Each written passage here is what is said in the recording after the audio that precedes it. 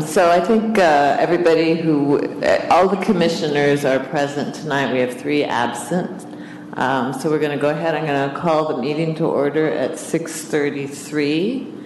And I understand we have a new employee that Suzanne is going to introduce to us. Who Suzanne is going to introduce to us?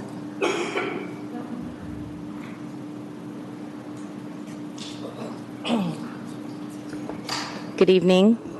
Oh, is my mic on? Good evening. I'd like to introduce Lisa Lopez. She's our admin specialist in human resources, and she's been here for 1 month, and so now HR is fully staffed. So, great. That's so lovely. Welcome. Welcome. So anyway, that's it. Yeah, thank you. Does she want to say anything? Hello. I'm so happy to be here. Hope I can help you out with your recruitment. Great. Thank you so much. Welcome. I also wanted to announce, and we'll announce it at the next meeting too, that the February budget workshop will be held at the Rohnert Park City Council meeting room, and that is on the February 26th. So I guess we'll give directions. I'm not even sure quite where it is. I haven't Googled it yet, but you can tell me too. And the other thing I wanted to announce was that under the JPA, the commission is charged with every 5 years reviewing the terms of the JPA, and then if the commission sees things that might be better worded or changed, then at that point we would make recommendations to the JPA members. So even though we haven't been active for 5 years yet, because we started in 2014, I think it might take us a little bit of time to put this together. And so I just wanted to throw that out to the commission and ask the commissioners to think about if they want to volunteer for that committee, and we can talk about it as we go along over the next couple of months. This takes us to item 3, public appearances. Are there any members from the public who wish to address the commission? Seeing no one, we'll go on to 4, and I think there are no Library Advisory Board members here either wanting to make a presentation. So 5, the special presentation. This is 5.1, new user welcome brochure. And Angelina Casiopo and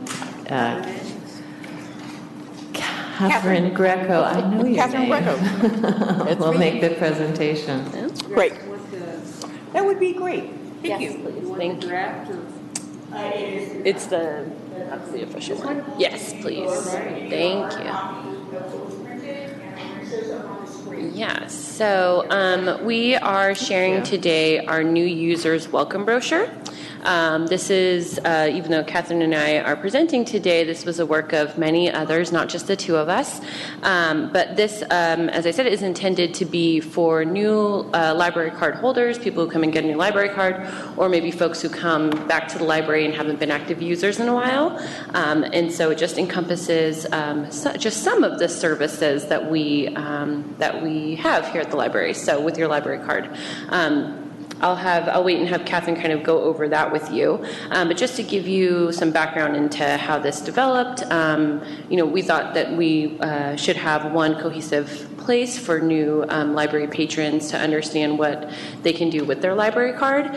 And so this is what this brochure came from. It's also part of our Go Green initiative, so trying to eliminate so many different forms and brochures that we have, trying to condense them into one. We noticed that a lot of the information that we were sharing in bookmarks or different sources of paper that we're handing out could really be consolidated into one. We noticed, let me give you this one and this one and this one. So just trying to reduce our footprint as well.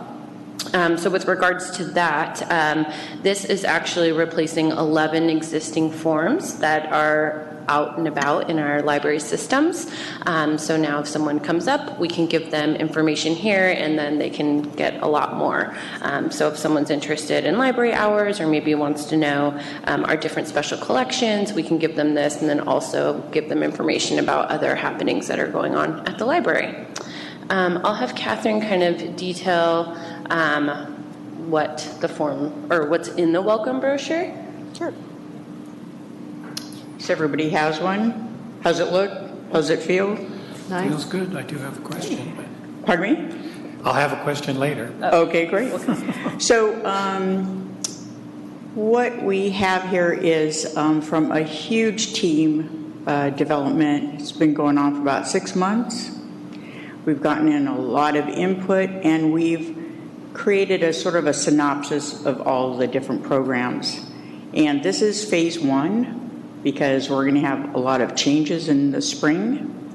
The Spanish edition is being developed now, and that will go out. And so what we've done is we've distributed this. This is going out this week to all the branches so that they have it in hand. And then we're going to monitor how the response is from the public.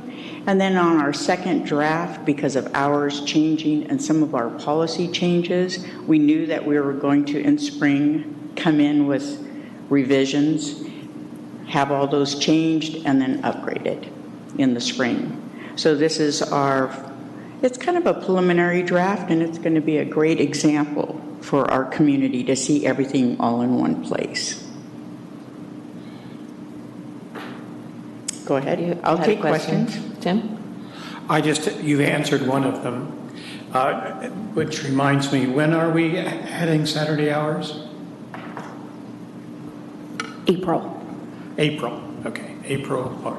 The thing I had a question about is totally, maybe not directly related to this. I recall either in one of our libraries or another library I visited, a sign that said, basically, you agree to have your photo taken.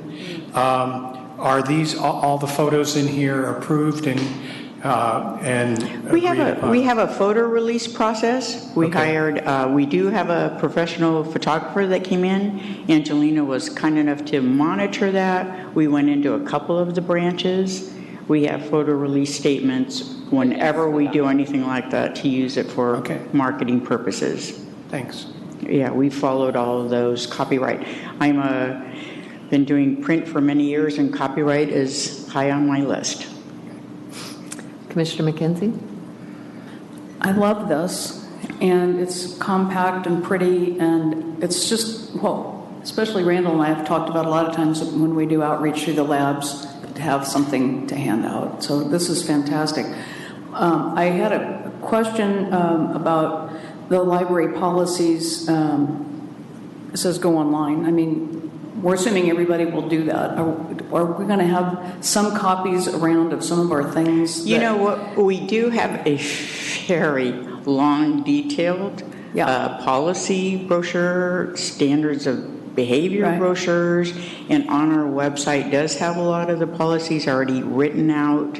So it's best to go online for something like that instead of have a book that people are going to read when it's really just a synopsis. Right. I know that it's best, but I'm just saying that this assumes that everybody can go on computer and get this, especially, and also for the events and programs. Does this mean we're not going to have anything in the branches about events and programs other than the signs? One more time about the programs. Go ahead. It's also another reference down. Go online if you want to find out about events and programs. There's so many. We have 12 branches. I know. I know. But my question is, we will undoubtedly have the big signs in the lobbies, but will we have any other handouts in the... Angelina's nodding. What do you mean by handouts?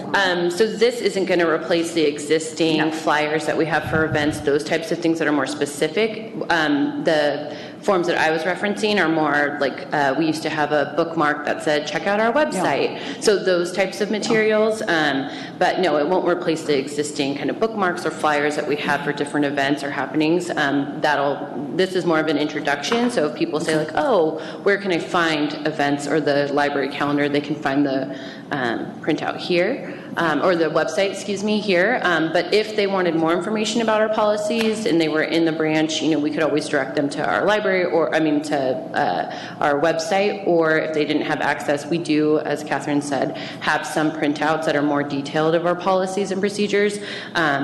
For this case, we just wanted it as a reference so people knew where to go to look more detailed for that information rather than provide something that was a little too exhaustive that might be overwhelming that people wouldn't read. Right. Yeah. And my last question for now, since I just saw this for the first time, is about the holiday closures. Mm-hmm. And this is as specific as actually having dates. So if we're going to do that, this should be dated then. This should be for the year 18 if we're going to use these specific dates. Yeah, so on there, we actually don't have specific dates. They're not actual specific dates, but we will have versions. So, yeah, so, but you're right, there will be different versions that we'll have moving forward, so that way we can keep track of any changes that we have, as Catherine mentioned, with changes to hours or different policies that might change. We understand that this isn't in concrete, that it's going to change over time, and that's something that we're doing in February and March to be able to have for the branches in April when the hours get extended, but there will be different versions. So someplace there should be a date on it, just seems to me. Yeah, so as I said, moving forward, we are going to have a version,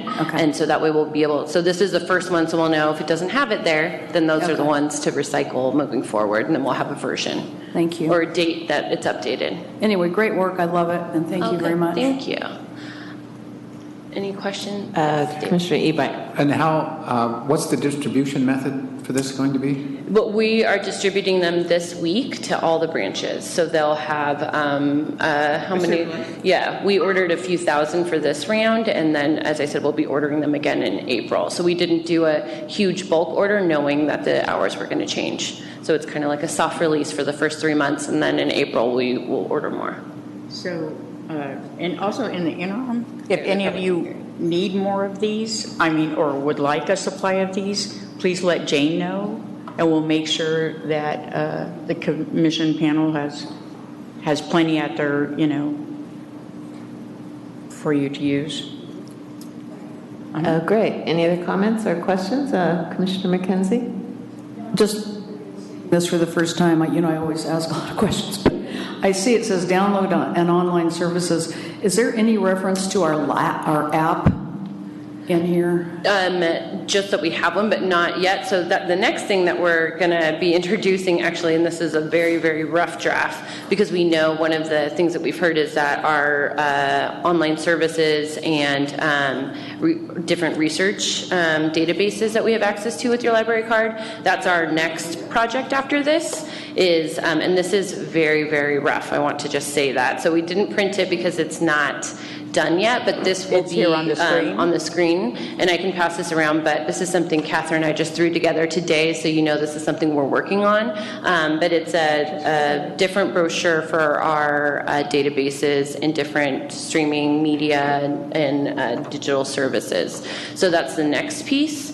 But as we developed this, our app was changing, so we didn't have, as you know, it just changed, what was it, 2 weeks ago, a week ago? A week and a half ago, so we didn't put the app name on here because it was changing. We didn't have it when we went to print. We printed this mid-December. Right. And so the digital brands were still going through those changes and updating the app and that service. Well, would it make sense to just add the word app to this? That's absolutely something we could do moving forward. Just the word app. Mm-hmm. Yeah. Because it just says download, but it doesn't say through the app. Sure, yeah, that's a good suggestion. So if, as you guys view this and are kind of thinking about it, if there are things that you feel like, oh, I think, this is something that we'd like to be included, or any feedback, we welcome that. So please feel free to share. And then, as I said, the next, so we will be updating this in April pending new hours, and then we're currently working on developing one for our digital services and databases. So that's the next kind of brochure that we're hoping to have, so people know where could they find ebooks or audiobooks, or do they know that they can download movies or magazines with their library card. So that's step 2. Well, thank you so much. I just think that it's really nice. It's clear. It's well designed. It's easy to read and to find the important things that people want to find. So thank you so much. And Thank you. Tracy, did you have anything you wanted to add? I just wanted to thank Angelina and Catherine and the branch managers and the committee who worked on this, because it's been several months and a lot of people working on this project, but I think the end product is really good. Thank you so much. Ditto. Thank you for your time. Thank you.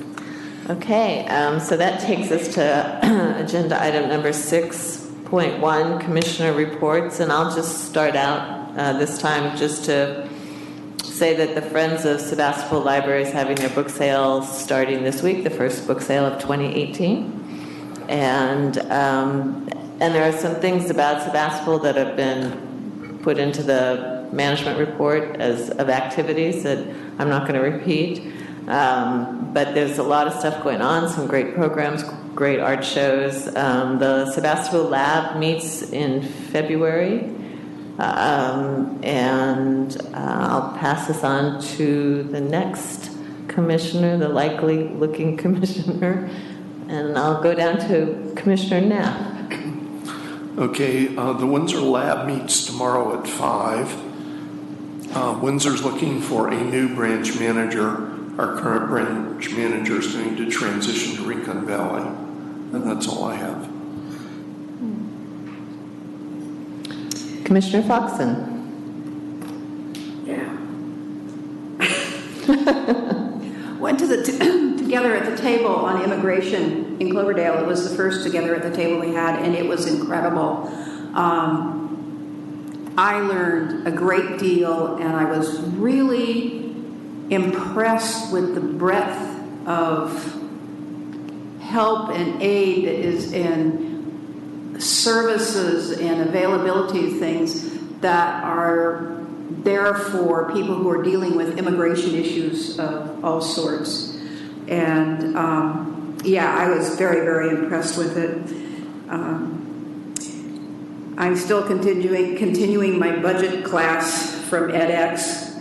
I kind of put it and everything else aside through the Christmas holidays, so everything kind of sat for about 2 weeks, including the SOPs. Anyway, and the lab meets in February for Cloverdale. Thank you. Commissioner Hauser. Commissioner McKenzie. Yes, just a couple of things. I attended our lab meeting, which was December 19th, and I asked that our lab come down to the commission and make a report, because our lab has never done that. And I believe we've set a tentative date of June. The June commission meeting, Rohnert Park will report. And we also send tentative dates so we can have 4 event outreach opportunities in our community, summer, spring, winter, and fall. So that looks good. And now we have our wonderful brochure to hand out. So on December the 12th, I went down to Rohnert Park City Council and made some prepared remarks, just did a general update about where we were and what was going on. It was very upbeat. And the next day I went to the library, and our branch manager said, "Oh, someone came in and they said they saw you reporting on, about the library." So that was really nice feedback, and it's nice when those of us who have city councils that televise them, it's a good way to get the word out about our library. So I felt good about that, and I'm assuming that sometime fairly soon we'll be able to have a concerted approach to how we're all going to do our councils. But anyway, I guess we're still in kind of an ad hoc mode. Anyway, that was very positive. Our Friends of the Library book sale starts on Wednesday, January 31st, and runs through Saturday the 3rd.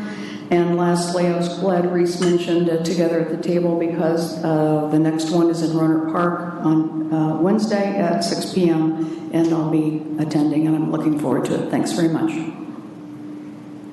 Great, thank you. So it takes us to 6. I'm sorry. To the rest of the commissioners, sorry. Our lab meets in a couple of weeks. I too attended the Together at the Table, and it was really wonderful and a well-attended event. I would like to invite you all to come to LumaCon, which is happening on the 27th of January in Petaluma at the Community Center, the Casey Center. If you haven't been to a LumaCon, I suggest that you give it a try. It's quite an amazing event to see these tweens and teens gathered together, sharing their art, going to workshops, buying comics. It's an amazing event, and it's a good example of a partnership with the high schools, and I think it's also an example of what the libraries are nowadays. The new library, which is not so new, but the new libraries. That's it. Commissioner Ebright. I downloaded the new app. I liked the old one. I like the new one. So I'm very happy that it all works smoothly. Technology was my friend again. And that's all I have to report. Thank you. Paul Heavenridge is not here. He's a Sonoma County appointed commissioner, and he is away, but he asked me to sit in on the Guerneville Lab meeting, which will be this coming Wednesday. So I will be at that instead of at Together at the Table. But we'll try to go to Together at the Table in Sonoma when it comes up later this month. So that takes us to the committee and liaison reports, and 6.2.1 director evaluation, there's no report. 6.2.2 the finance committee. And Barbara, you're going to give us some summary report? Yes, everyone will be relieved that I'm not going to read this report as I've done in the past. And I would refer you to the packet for all the details. I thought I would mention just a couple of things. We are looking forward to receiving the preliminary audit at our January Finance Committee meeting. We're looking forward to receiving the professional study on our CalPERS expected liabilities. And that report is supposed to be presented at our January Finance Committee meeting. In both those, then we'll come back to the commission the following month. We are having some discussions about the library leases, and we are still discussing the issue of changes to the policy on delegation of authority. We referred that out for another month, but things are perking along through the Finance Committee, and I thank all involved.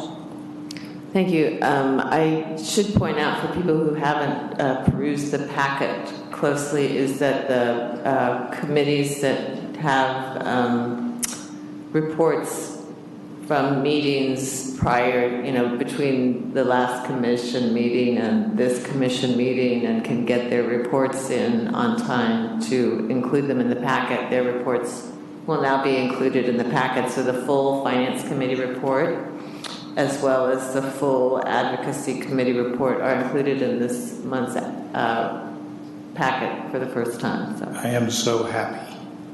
I'm glad you're happy. I like having these ahead of time. Yeah, it's nice. It's nice to be able to refer to them. Thank too. you, Chair. Yeah, thank you for the efforts that you made to get that. So now we'll go to Commissioner Foxen's summary report on advocacy. Well, the Advocacy Committee discussed how we can build a better relationship with the foundation and resolve some of the issues that seem to be between us. And we talked about the labs, and we've put together a survey, which we discussed at our meeting about an hour and a half ago. That we're going to put out on SurveyMonkey regarding an all-day lab possibility, and would they want one, and if they would who would be willing to work with it, and et cetera, et cetera. We're also including a question on when their lab would be willing to give a report to us. So just some ideas. We're trying to get them up and moving. It seems like the Friends are working better. Some of the changes that the interim director has made in their communication has resolved some of the issues they have. We're still working on the DACA thing. We went together at the table to get more information to see where that stood, and we're putting that together now as we speak. And that's basically it. Oh, the talking points, we're collecting those as we go, and hopefully we'll have something more concrete. If not the next meeting, the meeting after. So that's it. Great, thank you. Linda Garcia is absent today, so there is, as far as I know, no foundation report. And I understand there's no ad hoc standard operating procedures report. Reese and I tried to get together over the holidays, but weren't able to do that. And Measure Y oversight, there's no report. There's a working to plan the next date for the next meeting. And there is no ad hoc director search committee report. We're in process of getting the contract finalized. So that takes us. Oh, I'm sorry, you had a question. Yeah, I have a question about the Measure Y Oversight Committee. I don't know if we've had a report from the Measure Y Oversight Committee, and that concerns me because I think it's a very important committee. It was part of what we said to the voters that we would have. So I'm just curious, maybe I don't need an answer tonight, but I would like to have a report from the Measure Y Oversight Committee. Well, Commissioner McKenzie is the liaison from the commission, and I think they have met, but I'll let her tell you.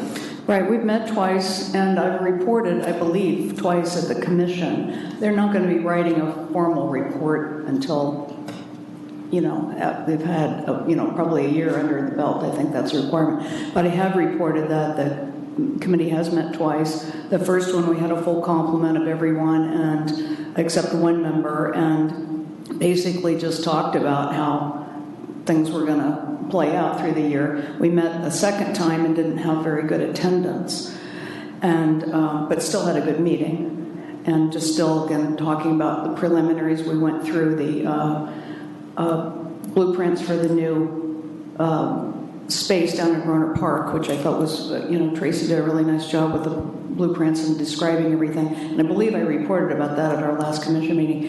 And then Jane has sent out a doodle poll because we do want to get everyone there at our next meeting. And so that's coming together in February. Great, thank you. I see it in the minutes now. All right.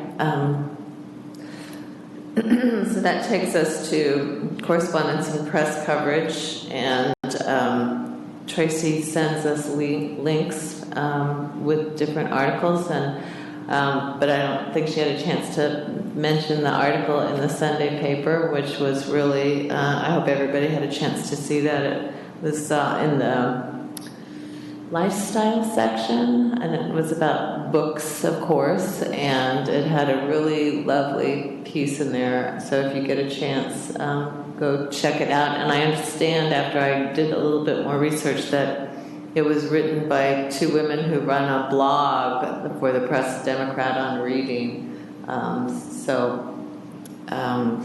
It's the article in the Sunday paper is called 7 Ways to Meet Your Ambitious 2018 Reading Goals. So check it out. So that takes us to... Sorry. Oh, sorry, Commissioner. If I'm not mistaken, I think also in the Sunday paper was a fairly large article on making blankets at the libraries, in particular the Windsor Library. And I think, again, you called it the new library, but encouraged by the press coverage, for starters. But I'm more encouraged by the libraries being a real asset to our community. Yes. There's lots of good publicity and lots of great programs are happening for the community. So that takes us to the consent calendar. Are there any items on the consent calendar that the Commissioner would like to have, or a member of the public would like to have removed and placed on the action items? Commissioner McKenzie? Yes, this isn't to remove anything, but I just wanted to compliment the documentation on the Cersei Dynex contract. It's really nice to have all the documentation there. Thank you. All right. So Commissioner Foxen? Your mic. My name is Mike. My name is Reese. There's a small correction on the liaison reports, and it's SCA3, not SCA3, not SCL3. It's on line 77, I believe, of page 13 of the whole thing, or page 2 of the report. Yeah, that's just a little thing, but since it's legislation. Oh, in the minutes, are you talking about? Yes. Okay. Yeah, in the minutes. Okay, well, I think that can be corrected without taking it off the consent That's calendar. what I thought. All right. So if there are no objections to the items on the consent calendar, they have been passed by approval.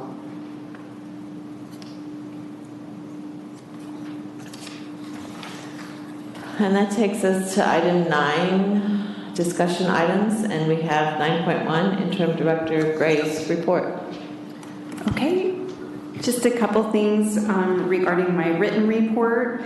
I wanted to say one of the most difficult tasks I had was related to judging the Boys and Girls Club National Fine Art Exhibit. If anyone hasn't seen the art exhibit, it's still up at Central for all the Boys and Girls Club. It was a partnership Angelina has with the Boys and Girls Club. This is our second year having the art exhibit and then the judging, and it was myself and 2 community members who judged it, and it was really hard. All the art was really good, but we had to pick some that were going to national finals, so it was exciting, and it was good that we didn't have the kids in front of us to have to decide, but it was really fun. And a great partnership and community opportunity. And then the coffee with the director, we brought it up at the advocacy committee meeting, Angelina and I, today as well. The last coffee with the director is January 11th in Petaluma. And one of the thoughts that I had after the last 6-7 months of having the coffee with the director, one of the ideas coming up was to make it more engaging and to make the commission and the labs and the friends, give them more visibility in our community. So I talked with Angelina, and the marketing team came up with, I think it's going to be called Meet Me at the Library, and we're hoping to schedule it where it's a more dynamic event, that the commissioners can be there, which most of you all attended the coffee with the director, but the labs, the friends, even staff, where it's a more interactive, where community members can come, see some visuals of what we've done, and have engaged conversations of what does it mean to be a commissioner, and what does it mean to be a lab, and what do they do, and the friends, and kind of have all of the stakeholders involved in this. So we're going to look at dates and try to do some evenings, because most of the coffee directors were in the morning, so we're going to try to play with some dates and hopefully start the new version in March or April. And then a couple days ago, Kate Keaton, who's the branch manager of Roseland, gave me the Roseland ceremony that was supposed to happen in October is actually going to be Saturday, January 20th. I haven't received a formal invitation or information, but somebody dropped it off at the library there. It will be from noon until, I think it's 2 o'clock at least. There will be an opening at 12 o'clock. Mayor Corsi will be speaking, a couple of the supervisors, regarding the annexation of Roseland, and it's going to be at the complex where the Roseland Temporary Library is, in that parking lot. I believe it's going to be an outdoor event, so I wanted to pass that on to all of you. And if I receive anything via email or any more formal information, I'll be sure to pass that along. And then lastly, I wanted to read a letter I received from the state library. So Ken has, regarding the fire, so we still haven't heard. Ken had sent to our insurance company a claim about the items that were lost in the fire due to the fires and people who had their books and items in their homes.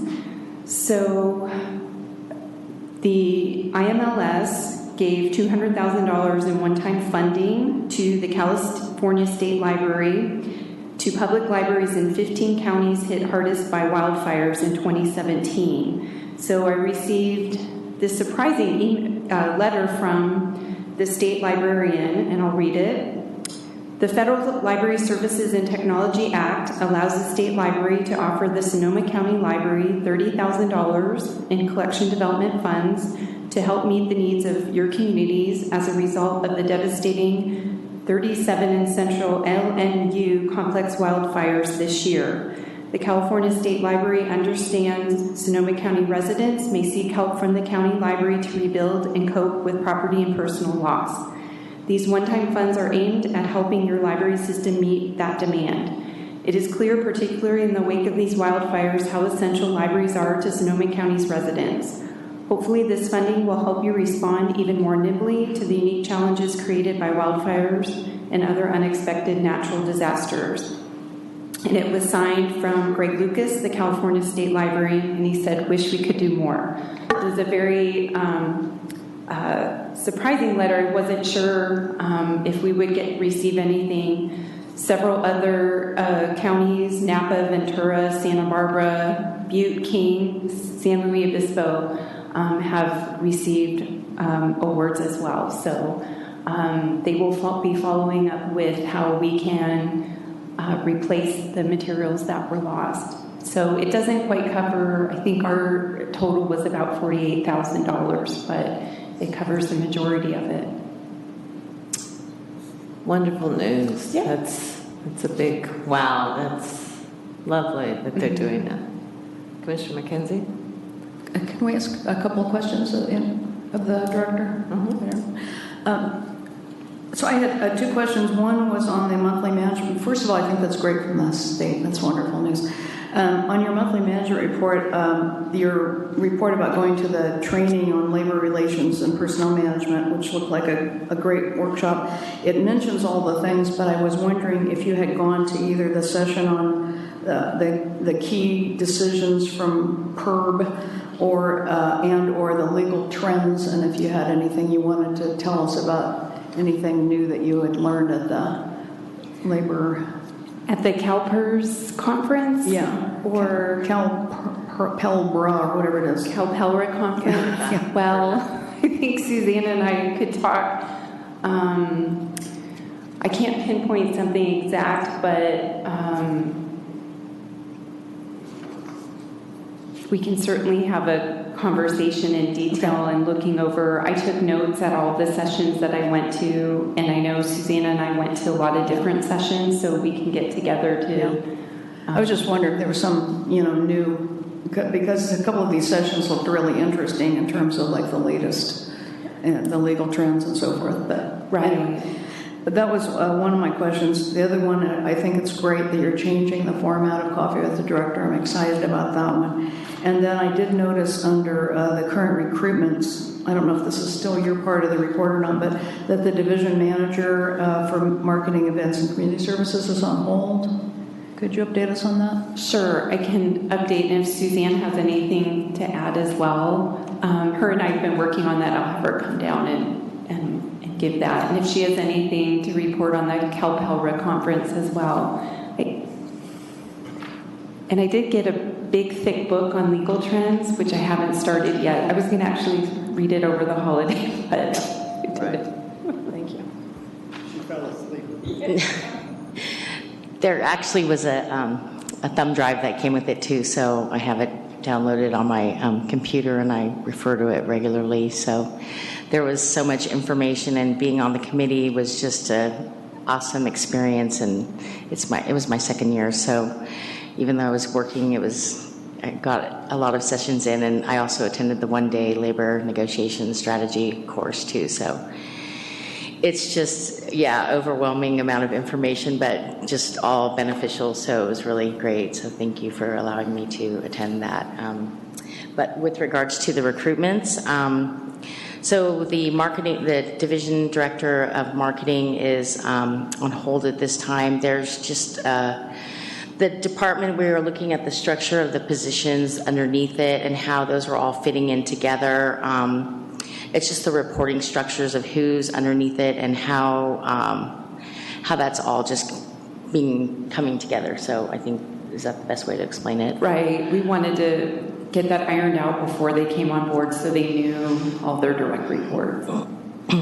So it just felt like it was best to stop. We told the applicants that it was on hold and that when we were reposting it, they wouldn't need to reapply. So, but the branches and patron services, that we are reviewing. We did the first review today. Well, and there was a couple more that came through today. So we're going to be reviewing that and interviewing on the 23rd, I believe, yes, for that position. We are actually having somebody from outside the library going to sit on the panel from Marin County, So we think it would be good to have a subject matter expert at the higher level sit on the panel. That would be a good experience for us and have us get some objective subject matter expert.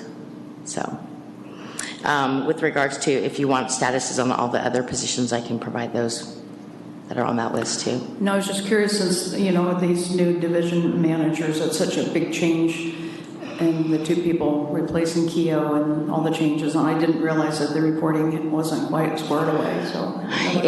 Yes, and it's been definitely noticed that Keo is not here. There's a lot happening. It's a lot of work on myself, actually. So there's just, without the leadership of Keo, it's definitely noticed. So. Well, what did you mean by the Marin person? I wasn't clear. Is that somebody who has an equivalent job in the Marin system? Yes. Mm-hmm. Yes, it is. So. And they're just going to be sitting in on the interviews to help with the questions? Or? Yes. It's common in public sector employment to have an outside subject matter expert sit on the panel to help interview and provide that expertise from the high level. Yes, it happens. In fact, it's very beneficial to have another person's take on the process and right. the questions and the candidates. Right. So, thank you. Yeah. Okay. Thank you. Commissioner May. I just would like to comment on the Finance and Facilities report. I want to be clear in my understanding about the projected decrease in property taxes. What I'm seeing there in terms of my understanding is this year it'll be 2%, and then it'll be 2.2 the year 18-19. But basically, in essence, for 18-19, that's a decrease of 4.2, because the decrease this year will carry over into the decrease next year.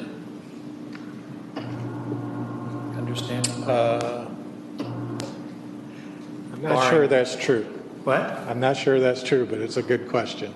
I think it's not compiled at all. It's not. They gave me the two numbers saying this is the effect for both years. Okay, good. That's much nicer looking. Right. Thanks. Mm-hmm.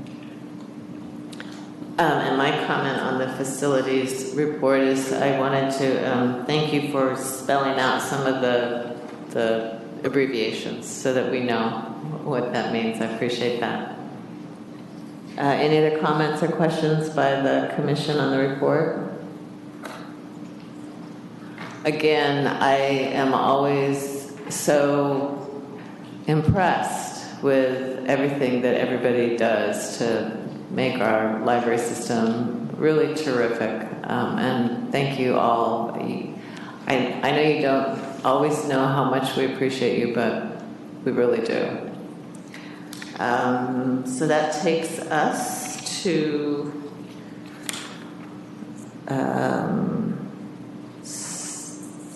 So the monthly financial report, if there are other questions about finances, any comments or questions about the finance report? The one with all the numbers on it? That's right. I just have a couple things, not specifically about the finance report. It's a pretty regular month in November. You can see that our cash, as is normal, is at its low point, and that's because in December we get the first property tax payment. So we're okay there.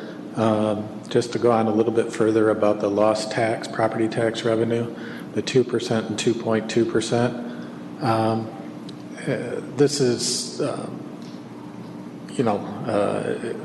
it's a blow to the budget, but at the same time, this is normally the time of the year that the county comes through and projects that the property tax is going to go up more than we had budgeted for. So right now, we're feeling that it's, at this point, until we know more, that it's pretty even at this point, and we're planning on getting what we budgeted for so far. And given the projection for the loss next year, we're going into the budget with projecting the property tax revenue with no increase, so the same as it is for this budget year. That ripples through the whole budget when revenue is flat like that. So, and we're working hard, meeting, Tracy and I are talking daily and meeting with the other managers working on the budget for next year. So you'll be seeing that soon. Just another thing, we did get on December 14th, the first property tax revenue was $10.1 million into the, so our cash is way back up at this point. And how much did you say that was? 10.1 million. Good chunk of change. So that's like 55.5% of our total budget, which is fairly normal. Last year, when we got the December payment, it was 56.8% of our budgeted tax revenue, so about 1.3 less, which sounds about right when we figure that we're going to get 2% less than our budgeted number. So,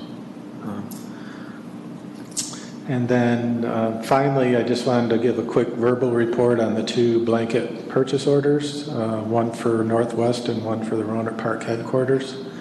That they were both for $300,000. The only thing on the Northwest blanket order that's been charged against that so far is the vendor is Ross McDonald. It's for the shelving for the Northwest branch for approximately $90,000. And the shelving is one of the first things we have to order because I think this week it's like a 16-week lead time. Yeah, so that needed to be ordered yesterday, and it was ordered quite a few weeks ago, actually. And then for the Roanoke Park headquarters, there was one charge against that so far, and that's to Trope, and it's for the furniture of $230,000 for the headquarters. So I wanted to make sure I got that in. Other than that, I don't have anything else to say. So. Commissioner May. Yes, I've already spoken with Ken about this. I would find it useful is if on this cover page of the monthly financial report, we at least had the total amount of the unassigned fund balance. I don't think it's necessary to give us the restricted or the committed, but to have that idea in the back of our mind, okay, on a monthly basis would be helpful for me. Okay. Instead of having to go back. Yep. Thank you. Be easy to add. All right. Okay. All right, thank you.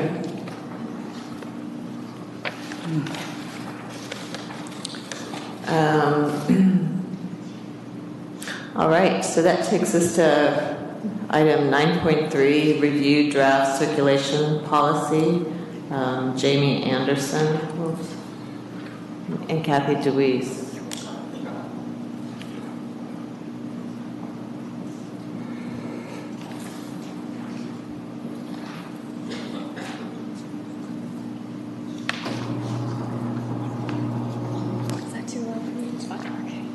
All right, good evening.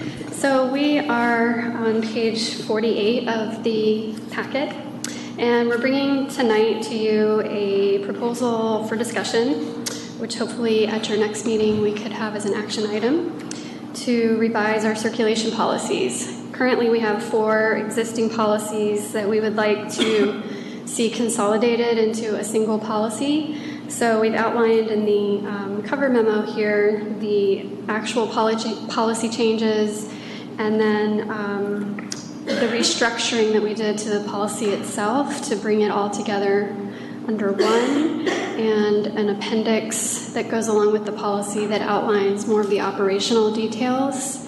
So this proposal started with the Circulation Supervisors Work Group, and then went through the Public Services Management Team, and then went up to the Operational Management Team. So all of those groups have reviewed it. I believe it was in the works for a couple of months, and now it's coming to you.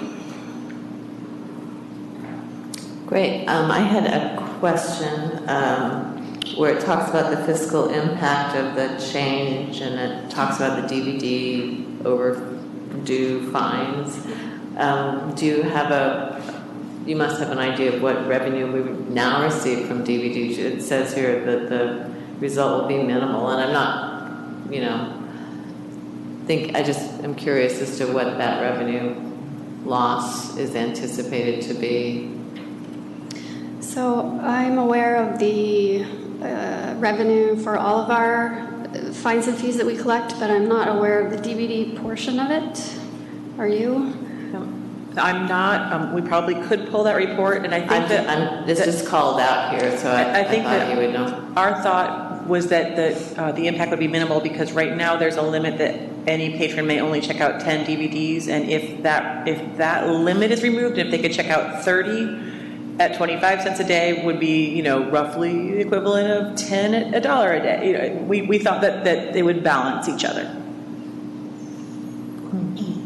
Commissioner May? I have 2 things. Something that I've kind of never understood, and I came across here, is this policy of renewing your library card. And does that belong in this policy? I didn't see anything about it. We don't renew library cards. They don't expire. So it's not addressed. I thought there was a thing where you had to every so often prove that you still lived at the same address, et cetera, et cetera. We don't do that anymore? No. Okay. Yeah, I think about 2 years ago, we brought that proposal here, and it was approved to do away with all renewals, and that Sonoma County Library Card is forever. And they don't, we do recommend that the circulation frontline staff does check in with the staff, like, hey, are you still at the same address, kind of stuff. But we no longer do have renewals. In this document, when it refers to renewals, it's how many times a person can renew a book that they have checked out. Right now, they can renew it 2 times, and we're extending that to be able to renew it 3 times. Okay, my other question is kind of more significant. And this is speaking from my history. The way I read this document is that essentially on page 48, the appendix of the circulation policy would be reviewed and updated annually by the library director, while the policy itself would be reviewed by the library commission at least every 5 years. Historically, changes in fines, which are in the appendix, have been approved or brought to the commission. And the way I read this is that they will no longer be brought to the commission. And I'm not questioning this because I think that's a bad idea or a good idea, but it is a significant change. And in essence, we are representatives of the public. And I still can recall a meeting in Sebastopol where the room was filled with a lot of public who had a lot to say about changes in the overdue fines. And so what essentially is happening here is that we're leaving it to the director to decide changes in the policy, in the fines and charges. And I honestly don't have an opinion about whether that's good or bad, but essentially what I'm wanting to be sure that the commission is aware of is that this is a real change in practice. And I'd like to know the reasoning of why change is projected or proposed. You are right. This is a proposed significant change, and we didn't pull that out as one of the major changes of this proposal. We have found over time that things like the fines and fees for checking out books, materials, etc., were very, very detailed to the penny, and that other other fees that the library charged were, oh, well, that's just over here and it's not written down anywhere, or that, there was a whole bunch of fees that were charged for different things that were not captured anywhere. And so we found that it would be a real benefit to have one fines and fees table in one place, that this is all the things that the library can charge for. And a lot of that is not circulation. So that one of our goals was to pull together all the fees into one table that are things that we charge, like things like photocopying or scanning or items for sale, like things, meeting room fees. That was part of our goal, was to pull those things together. Another piece of our thought process was that when we add in a new format that's something brand new that we want to try out and see how it works, and it might not fit with the rest of everything else we do, and do we want to try something out for a year with a different structure and to have the freedom or the flexibility to do that. So we were hoping to build a little bit more flexibility into how we can offer new services and at the same time capture all the things that we're doing for fees. So we kind of tried to build that into this process. You're right, it is a change, and this was why we wanted to bring it here for discussion and not just bring it here for adoption. We want to hear what you guys think. Commissioner McKenzie? Yes, a housekeeping item. For one thing, I really like pulling it all together in one sheet, but the title needs to be changed because it is obviously so much more. The title says fines and fees, loan periods, loan limits, blah, blah, blah, and it's really not just fines and fees. It's I think fines and it just needs to be more like other charges or something, because a lot of it is like how much it costs to use the meeting room. And when you read fines and fees, it sounds like it's about the books, but I don't know. It just needs a little better title. But I would agree. I do have an opinion, and I do think that this is the responsibility of the commission, at least to run it. We meet every month. There's no reason that, if you feel like a change needs to be made, I still think it needs to be the commission. And certainly because of the impact on the public on the fines and part of that, I think that we need to be the approving body. I also had a couple other things. Under the temporary cards, the California residents with no address verification can still take things out of the library and also make requests. I don't know. Is that what we do now? It seemed a little... That's our existing policy. Yeah. We try to make as few changes as possible to the existing 4 policies, just bringing them together. I mean, most of the details are what we're doing now, other than the changes that we called out. Do we have problems with people who don't have an address returning books and making requests? And I can't address that tonight. We have to get back to you. And I also wondered, we don't define what an acceptable form of identification is. I'm gathering it's very loose, but there's a list, very specific list that all staff is trained, all frontline circulation staff is trained on. There's a specific list. So we should probably reference that in an appendix also, shouldn't we? Because it just says acceptable and doesn't define what acceptable is. So it's currently in a procedure. You'd rather see that pulled into part of the policy? Or in the appendix? What's the difference between a procedure and a policy? procedure is typically revised by the staff as needed. Policy comes to the commission.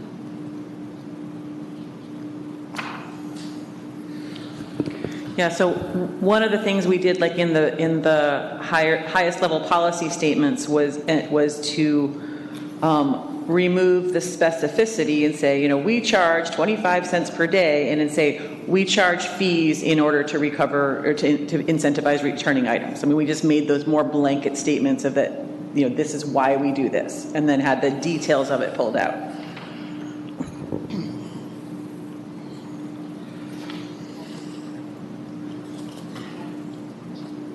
Oh, sorry. In terms of approving the director making changes to the appendix,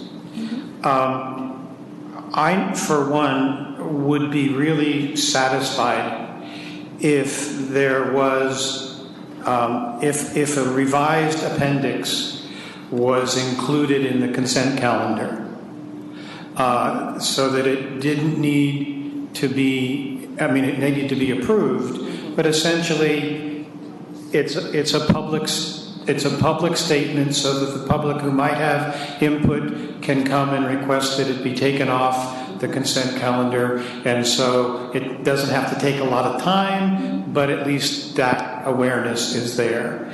And the other question that's come to me about and I don't have it, the idea of people without an address. And what's the limit on that? 4 months. Essentially,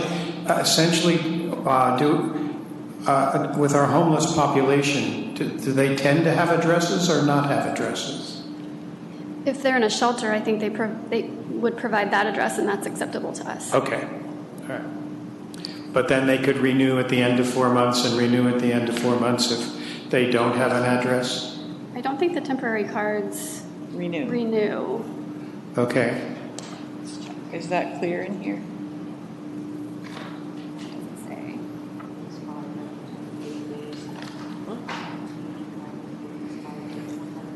Yeah, the e-cards expire after 180 days, and I think that I think the temporary cards may follow that same pattern. We'll check. Okay. So go ahead. Sorry. Commissioner Foxen and then Commissioner Hauser.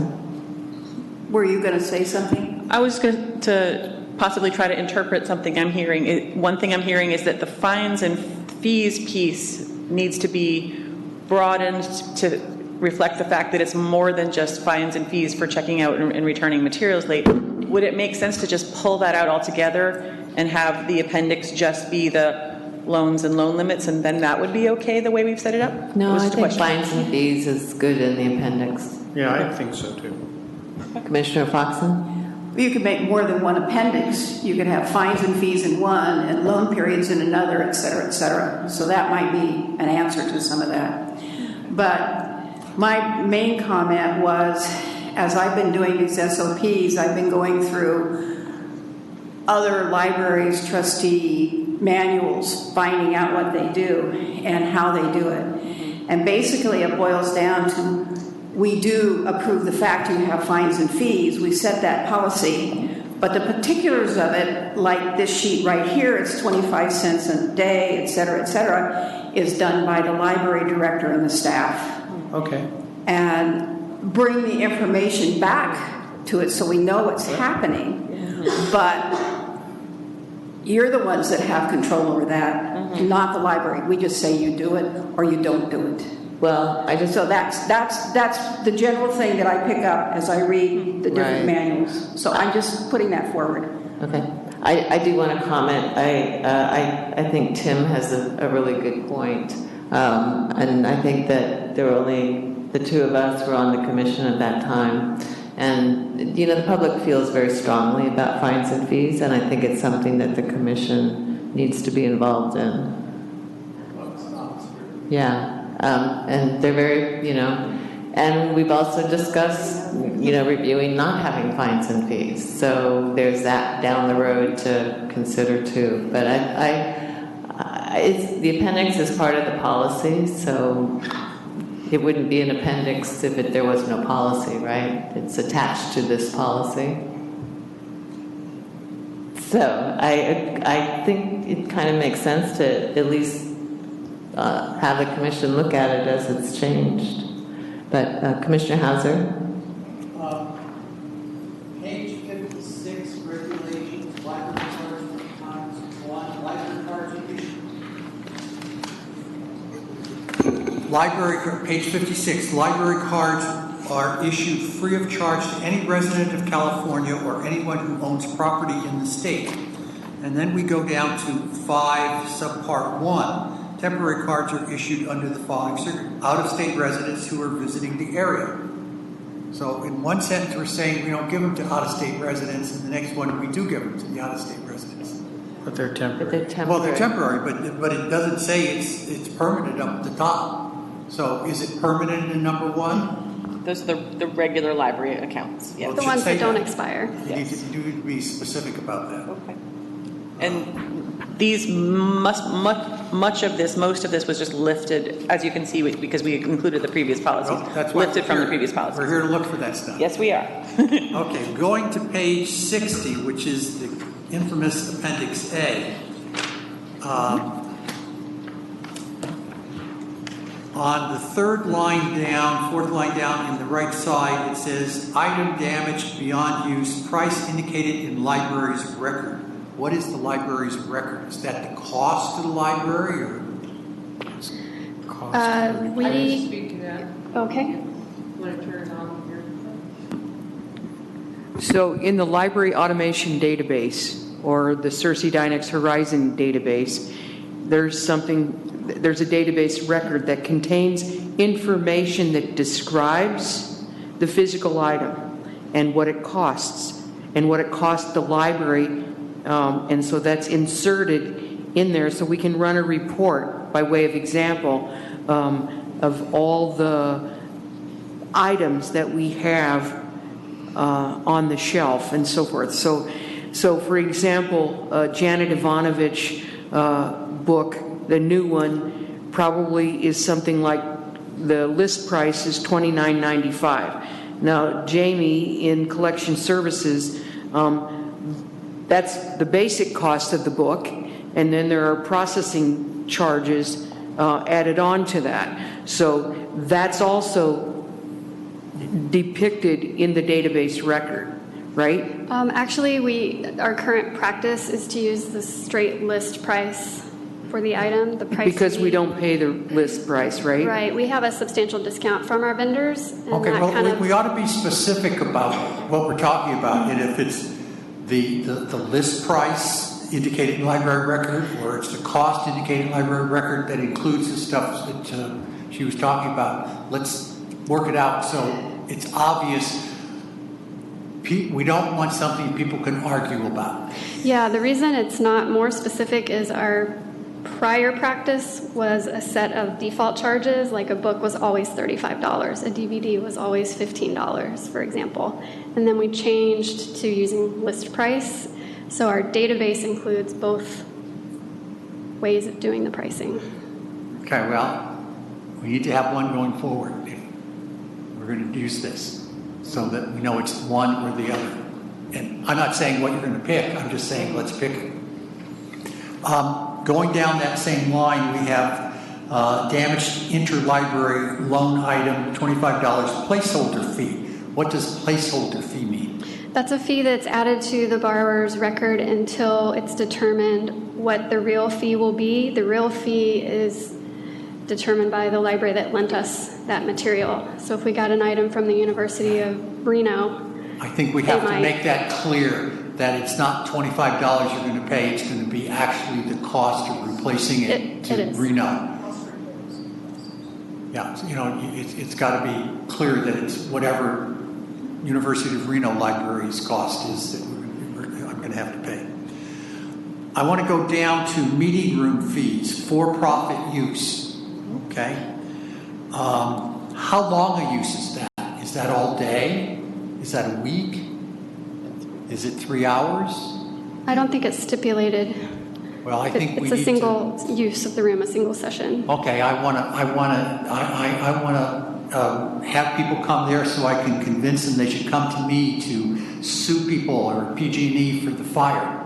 and I'm going to rent the library all day, and I have to pay in Sonoma $45. Is that correct? Per minute, per meeting. We do currently have a separate meeting room policy that does outline all these fees, and I would agree with what Jamie said. I don't think it is spelled out if it's hourly. I think it's for a meeting. So if it were an all-day meeting, it would cost the same as if it were a 1 hour meeting per that current policy. Okay, I think we need to change that. I think it needs to relate to the period of time that's there. I mean, $45 for 3 hours, I don't know. I have no idea. The amount, I'm not saying one way or the other. I'm a for-profit and other people. And then my next question is, we have a for-profit section. Do we have a non-profit section? Are they free? They are. We should say that. The meeting room policy says that, I believe. That wasn't part of what It should be here. Because people are going to say, oh, I have to pay $45. They're not going to look for-profit, non-profit, to say $45. That's a good point. You could just say no charge, not free. Okay, no charge. I mean, that's okay. Then I want to go to page 61. In the middle, we have exemptions from fines and fees. I'm glad to see that commissioners are not exempt, but my question is, why is staff and volunteers exempt? If I could just comment on that. No, if I could just comment on that, because I recall. And as volunteer. Then it's hard to say. And commissioners are volunteers, right? So, but I recall when we had this big meeting some years ago about the fines and fees, that a number of staff got up and said, we think that staff should be charged too, that it should not be exempt from charges, but they also did feel that volunteers should continue to not be charged. I'm not clear why, but anyway, so it's a good thing to talk about. Do we actually have a separate category that reports fines and fees that are not being collected from volunteers? And I think that those items are just checked in exempt, and so that doesn't get recorded at all.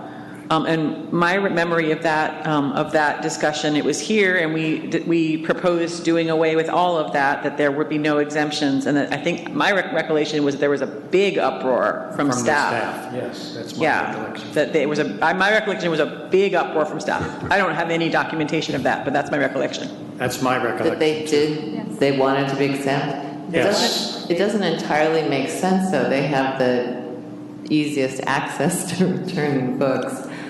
But I recall some staff stood up and said, we think there should be charges. But I remember a strong anti-getting charged. I mean, we should not be charged. And it was very, very vocal, my memory. They really didn't. And if I recall, several members of the commission disagreed with that, but we ended up going with it.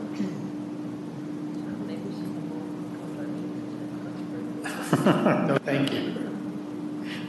I have one last question. Page 62, renewals. A card holder may renew an item 3 times if there are no requests for the item. If there is a request, can they not renew at all? Correct, they cannot renew. Right. The system won't allow it. It should probably say that. Make it clear. Okay. And just stick it in there. A clause.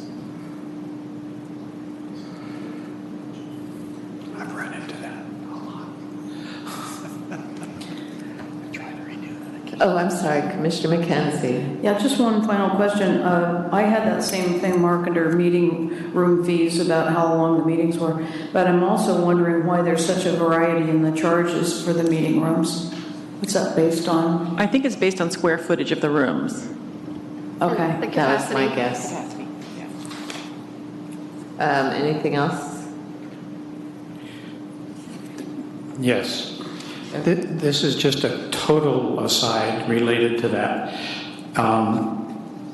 If a for-profit is using the meeting room, it would seem helpful to have have it calendared on the library calendar. Now, I know that may be publishing for them, but I can recall trying to go to a meeting in the central library and calling the library to see if the meeting was happening, and they told me it wasn't because it wasn't on the calendar, but the meeting was indeed happening.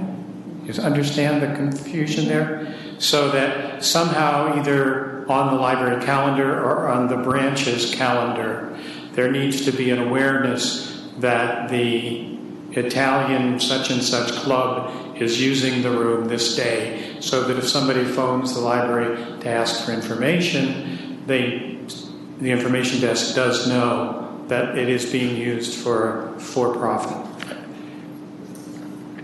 I think that's currently kept track on a separate staff calendar Okay.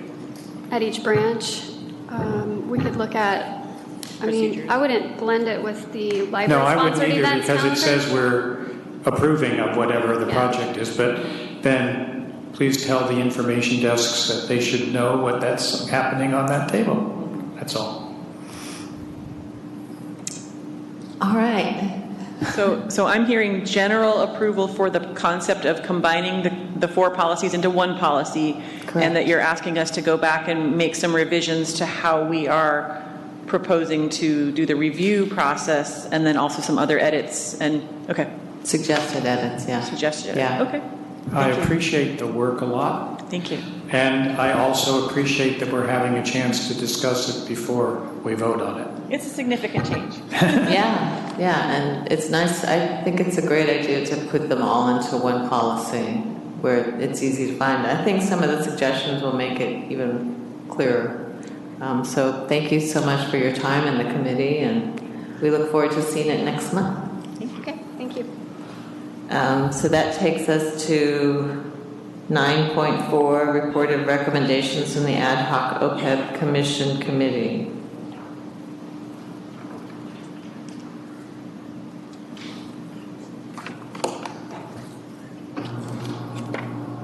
Hi, I believe this report starts on page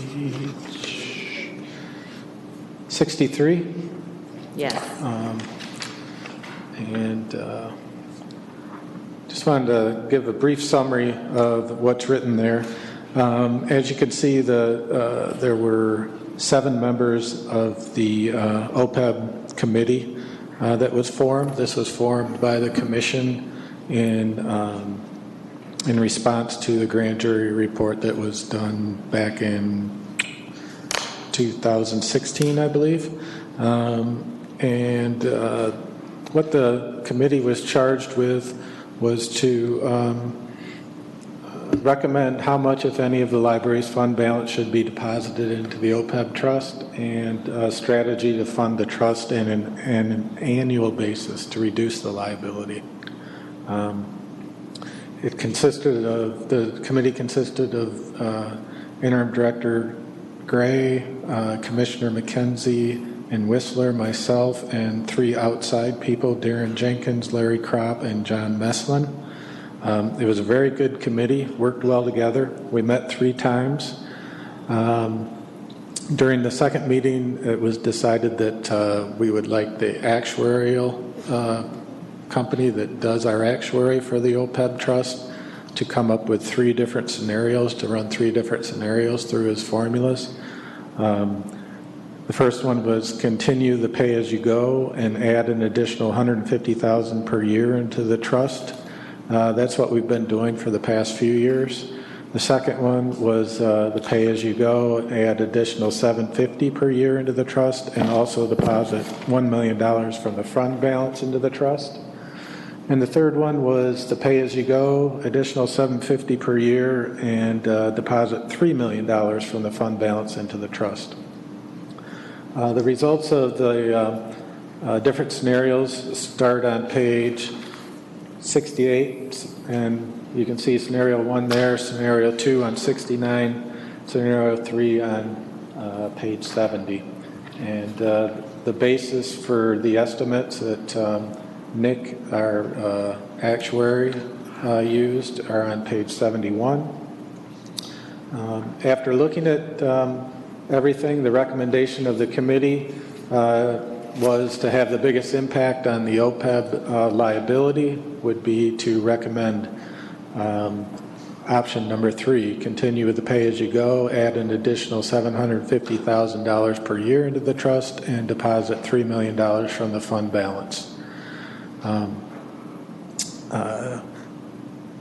The committee also, like I said they were looking at it as an individual thing, that this would make the biggest impact on the OPEB liability. But they also recognized that there were many competing objectives in the library's budget for these dollars. So they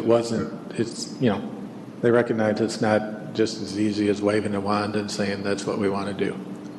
But that is their recommendation.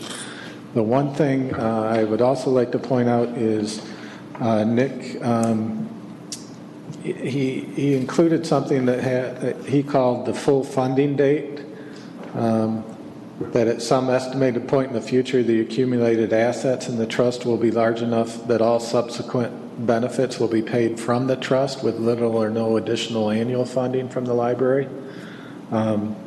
Scenario 1, he only ran it out so far, but the full funding date for scenario 1 would be well after 2050. Scenario 2, June 30th of 2034. And scenario 3, the recommendation would be approximately June 30th of 2031. So that's the summary of the document and committee's recommendation. Thank you, Ken, and thank you also for really honchoing the committee. Couldn't have been done without you. So I'm going to open it up to comments from commissioners or questions. Commissioner Hauser? Well, I have some comments. Those full funding dates are important because the first option is a 32-year period that we're looking at, which is pretty irresponsible, I think. Could I ask you to use your mic? The second one, the first one is 32 years before we get this potential pay the thing down. The second one is 17 years, and then the third one is 14 years. I also want to point out that the payment of the $3 million, and he handed out to us this thing about our fund balance policy and the actual fund balance we have right now. And I'm assuming that $3 million, if we do this, would come from the unassigned fund, which is $7,500,000. That money, I believe, is currently earning whatever the county pays us and charges us for borrowing and giving money to them, which is somewhere in the 1% range. Right. The CalPERS is saying we would earn about 5% on the money under their projections. So it seems really sensible to put the most we can that's reasonable from our unassigned fund balance into paying this thing down, simply because the more we can take out of that, the less we have to take out of our annual budget. And somewhere down the line, things may not work out that we have that $750,000. There's a good chance of that. So that's the balance we have to come. And I think one of the important decisions that I would even consider I would like to have a discussion about putting more than $3 million into it. But that involves readdressing our policy, our fund balance policy, and deciding what is a reasonable approach to this, that we keep a good reserve, but we get ourselves out of this deficit situation we're in as quickly as possible. Commissioner May? I have, there was a sentence in here that caused me to scratch my bald head. It says on page 66, it was understood that the library may not be able to implement this recommendation for the next 10 years, and that the commission should consider the future payments each year during the budget cycle. So is that basically talking about the $750,000 a year? Or it can be anything. Our OPEB policy that was approved before I got here said that the library will look at the OPEB liability and what payment, if any, will be made each budget cycle. So that's just really reiterating our policy. So if we go with scenario 3, which includes a $750,000 a year, and all these figures are based on that, the figures may not be accurate if we can't afford to put the $750,000 in. Correct. Okay, I just want to be sure I understand. Commissioner Ebright? Yeah, I have a question about restricted funds. Yes. Though the restrictions are not listed here, would it be possible, for example, for, my goodness, Petaluma to pay a portion, Petaluma's portion of the OPEB funds out of that restricted Petaluma fund? Or any other library? That one just jumped out at me. If you want to go to jail. That's my question, is what are the restrictions, I guess, and can we use restricted funds? Those are bequests with Their specific... bequests to the Petaluma branch for the enhancement of the Petaluma branch. So they're restricted, yes, according to the terms of the will. There's some very large ones for Petaluma. Some of the other things that make up some of those balances are the Friends money that they've given, and while I don't think there's anything legal that says we can't use the Friends money for other things, I don't think it would be a good idea to use it for anything than what they want. Commissioner McKenzie and then Commissioner Hauser. Yeah, I wanted to make a couple of points. My sense of being a member of this committee is that the way they were looking at this, continue to quote Darren Jenkins, he said, we know that we have this tax measure that was passed for 10 years. We have the additional money coming into our budget for 10 years. We have 10 years to get healthy. So we hope that it'll be renewed, but we don't know for sure. So we need to make a big impact on this for the 10 years that we know that we have the money coming in. And we also, my feeling also was that this wasn't a kind of a soft recommendation. This was like, we really need to do this. And so it isn't like we need a set policy for what we're going to do. I also wanted to react to the comment about the trust fund that's already set up, and there are investment strategies that you can pick. And when our trust fund was set up at CalPERS for this OPEB money, we chose the middle investment strategy. And as Commissioner Hauser said, it's expected to pay around 5%, but it is a higher risk also. So we're getting less money now, but at very low risk. And on the upside, as Commissioner Hauser was pointing out, we can put money into that trust and we can borrow it back. It's making more money at 5%. We can borrow it back to pay our pay-as-you-go. And we don't have to, but it's an option. So it's kind of like putting it in a higher, higher interest rate account that we can draw back from. We can only use it for OPEB. We can't use it for anything else, but we can borrow it back to do that. And I also, another comment is that the recommendation is if we put the $3 million in, that we don't just plop it all in at once, because of everything's at a kind of high level right now in the stock market. So we would make a policy that we would put it in, but we wouldn't put it all in tomorrow. We would phase it in a little bit.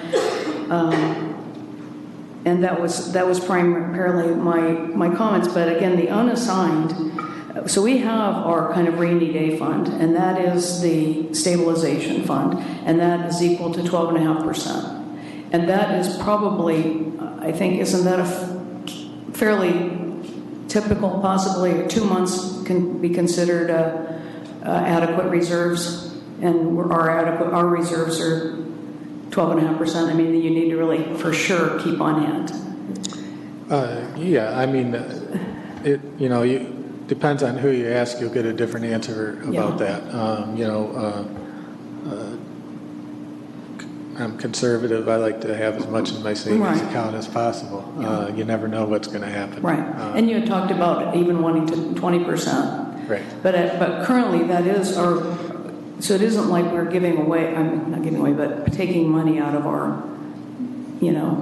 our stabilization fund. So we still have $7.5 million in unassigned funds. So that was why the committee was recommending that we take the $3 million. And as Commissioner Hauser said, there's any number of variations of these things. We just picked 3, and one variation could be $5 million, right. And 600,000 here. I mean, there's just an infinite number of variations that we could look at, different scenarios. But given the 3 that we looked at, the more aggressive one was the one that was the choice of the ad hoc committee. Right, and I think they've come to the commission so that they can consider them and choose one of them or come up with a better strategy. I just wanted to ask too about the fund balance policy.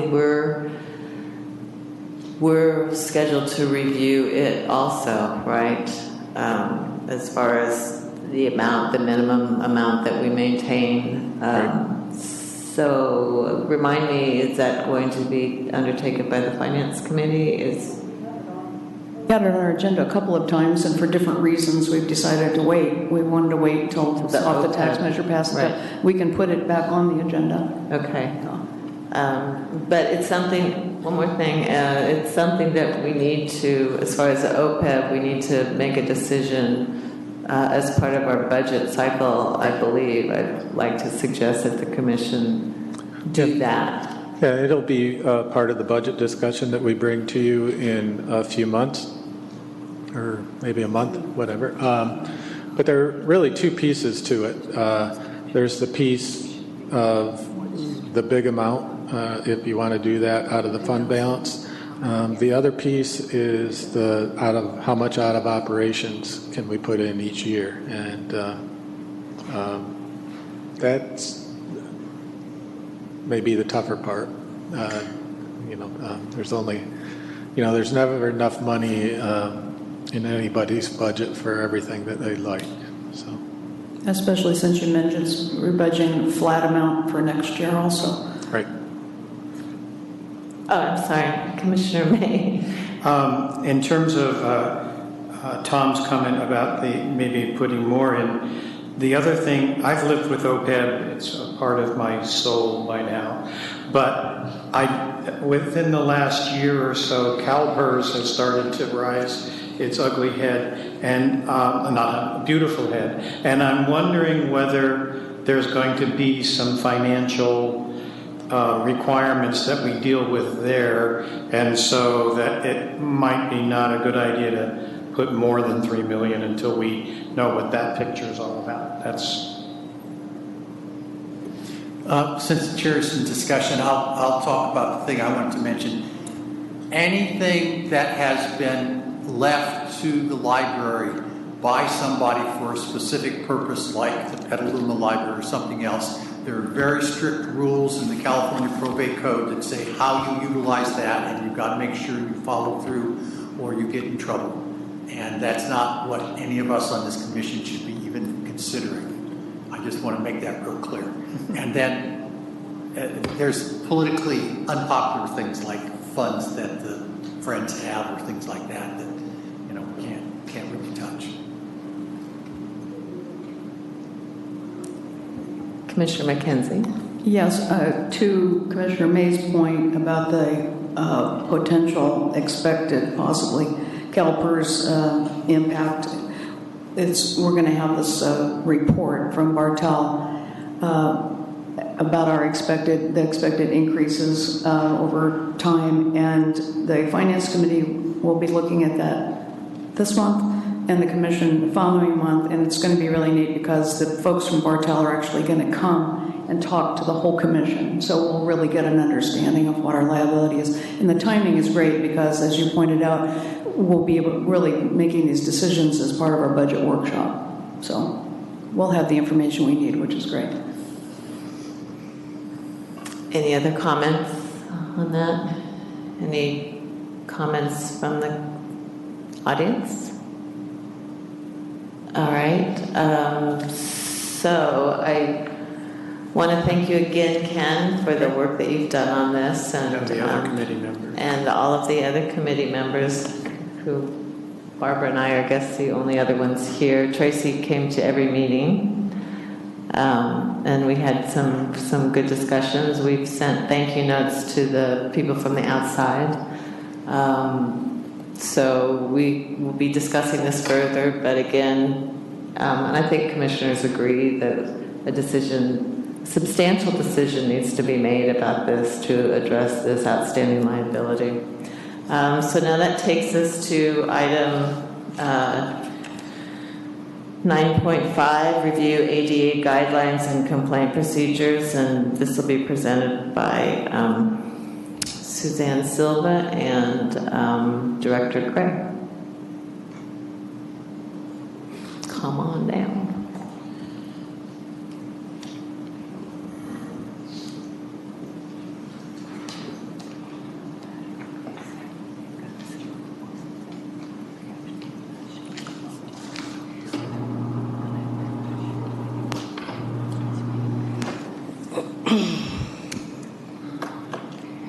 So a couple months ago, I believe it was in October, we had come to you with I think it was actually Kathy and I came to you with a notice under the Americans with Disabilities Act.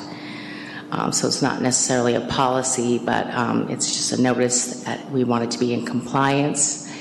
And we wanted to post this on the website so that public could know what their rights are under the ADA as amended.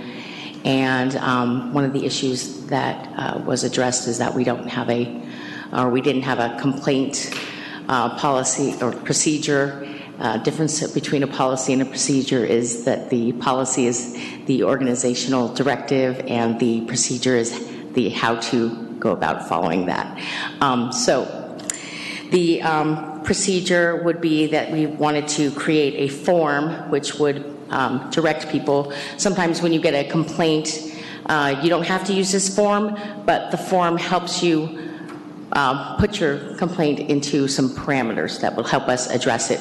What is it that you were aggrieved? How can we, what is your resolution that you are seeking? So that just helps me conduct an investigation. And at this time, I've been named the ADA coordinator for the library. So we're hoping that this will help you all find satisfaction with this. Do you have any? I guess. So. And one of the things that I'll add is what the commission asked us in October is in the process of the complaint procedure that the commission be added in there where it was going to the ADA coordinator, then the director, but we had omitted the commission as if they weren't satisfied with what the director had, that the commission would be the last body that and so that's the biggest difference, page 76 that we added. Right. So I just want to make a comment because I know that a couple of months ago we added closed captioning to our recordings of the commission meetings. Okay. Correct. Okay, but I understand that tonight it's not working for some reason, and apparently it has something to do with new equipment, which I think would have been good to have had the technical support notify us of that, just so we were aware of it. But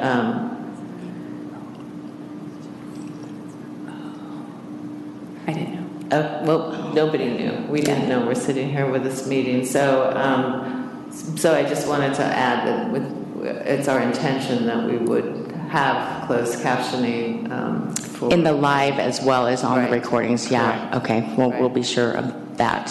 All right, so I'm going to look to the commission for questions and comments, and then we'll move to the public for their comments.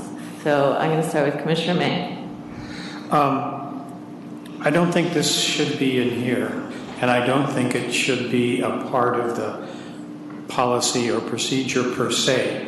But if we've moved beyond your solving it and it's gone to the level of the library director, I think it would be a good practice, not a procedure, if the library director were to alert the chair that this has taken this step, there's one coming up or something, just so that if there's any preparation that is needed, it just doesn't appear at the appeal of the library commission like we haven't heard anything about it. We don't all need to know, but I think it'd be good to give a heads up to the chair that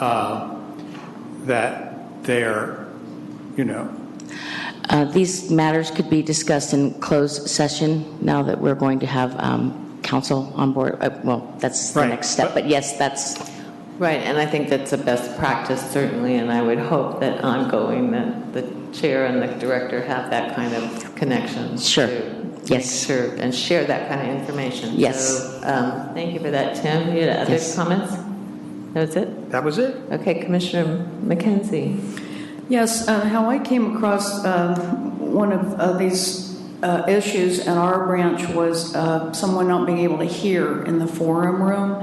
And we're talking about qualified sign language interpreters and documents in Braille and other ways of making information communication accessible to people who have speech, hearing, vision, or other impairments. A kind of simple way to do that is to make sure everybody can hear in the forum rooms.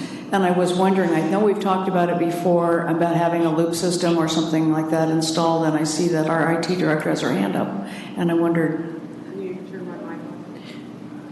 So before the end of July, we're going to be doing retrofits to all the meeting rooms across the system. We started, of course, with the central library. There is a loop in there. In the larger forum rooms, such as Petaluma and Rincon and Rohnert Park, it's financially feasible to put in that loop. And there are other options that we have for the smaller footprint meeting rooms, but we are moving forward with the retrofits. We've just completed the purchase and set up installation at the Healdsburg branch, and we'll be meeting with the managers of each of the libraries to go through what is included in the budget for each of those meeting rooms. Could I just ask if Central also will be? Yes, Central's already got the loop installed in it. So it's really just a matter of, when we have a meeting and someone requests it, it can be turned on like that. It's very easy to activate. Okay. So that's really important. I'm really glad. Thank you very much. So before July, all of our forum rooms will have some sort of enhanced. Yeah, they'll have enhanced features. And like I said, the larger ones like Petaluma and Rohnert Park, those will be retrofitted with the very same loop system that we have at the Central Library. Yeah, I'm very pleased about that. That's wonderful. Thank you. And also on page 76, I think it's just slightly confusing about the 15-day periods. 15 days after we receive the complaint, the ADA coordinator will review and then kind of may or may not meet with the designee or the complainant, and then a written response will therefore be provided within 15 calendar days. So is that 15 days of the first complaint, or is that 15 days after the may or may not meet with? Right. Would it be helpful if we put like a flow chart or some type of a timeline in there to make it easier to read for someone who is a visual but no, it's Okay. It doesn't make any sense. It's 15 days after you get the complaint if you don't meet with the person, right? Or 15 days after you meet with the person if you meet with the person. Right. It's very clear down in the last realm because for sure the director is going to meet with the person, so you can tell it's a second 15-day period. Right. So that, that language needs to be tidied up a little bit. Okay. And then I had one final question, which is you have included a complaint form, but I don't see the grievance form. Right, because some people might want to file a grievance before they file a complaint, so we want to make sure that they can't file a grievance before we actually respond. But we don't, this is just for our knowledge about what the system is. Well, yes, but I mean, I'm happy to provide that, but this becomes a public document once we put it out there. So I just felt like we were not going to be posting the grievance form on the webpage. We will send it with the results from the response from the complaint. Because if you post a grievance form on the website before, some people may file a grievance form and we haven't even received a complaint form. Does that make sense? Yes. So I'm happy to bring back a grievance form. We do have that We prepared. have one, but... Yes, I just didn't provide it. Thank you. People could go on to the web agenda packet and start printing that out and submitting that. Did you have any comments, Commissioner Hauser? Questions? I have a question. This is partially for my own edification. At page 73 at the bottom, there's a definition of service animal as an animal that's been essentially trained to provide a service other than emotional services to a disabled person. Is that some kind of ADA Disabilities Act definition? Is that our definition?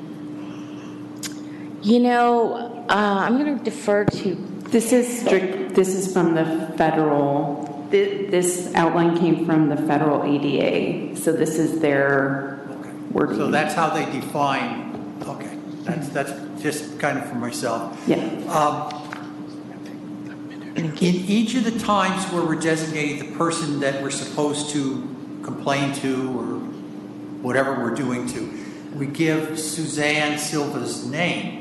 And my question is, should we be just giving the name of the position she fills? Because Suzanne could leave in 6 months or 6 years, and then we instantly have to change this to bring it up to date. Would it be more effective to just have the position? Now, the problem with that is we don't have an email for a position. We have an email for a person. So I'm just bringing something up that I want you to think about, because that's in there several times. That's a great question. We did look at other libraries and they had people who were designated, but Suzanne and I can talk about it. Maybe we want to include or have IT create a general HR email or something like that.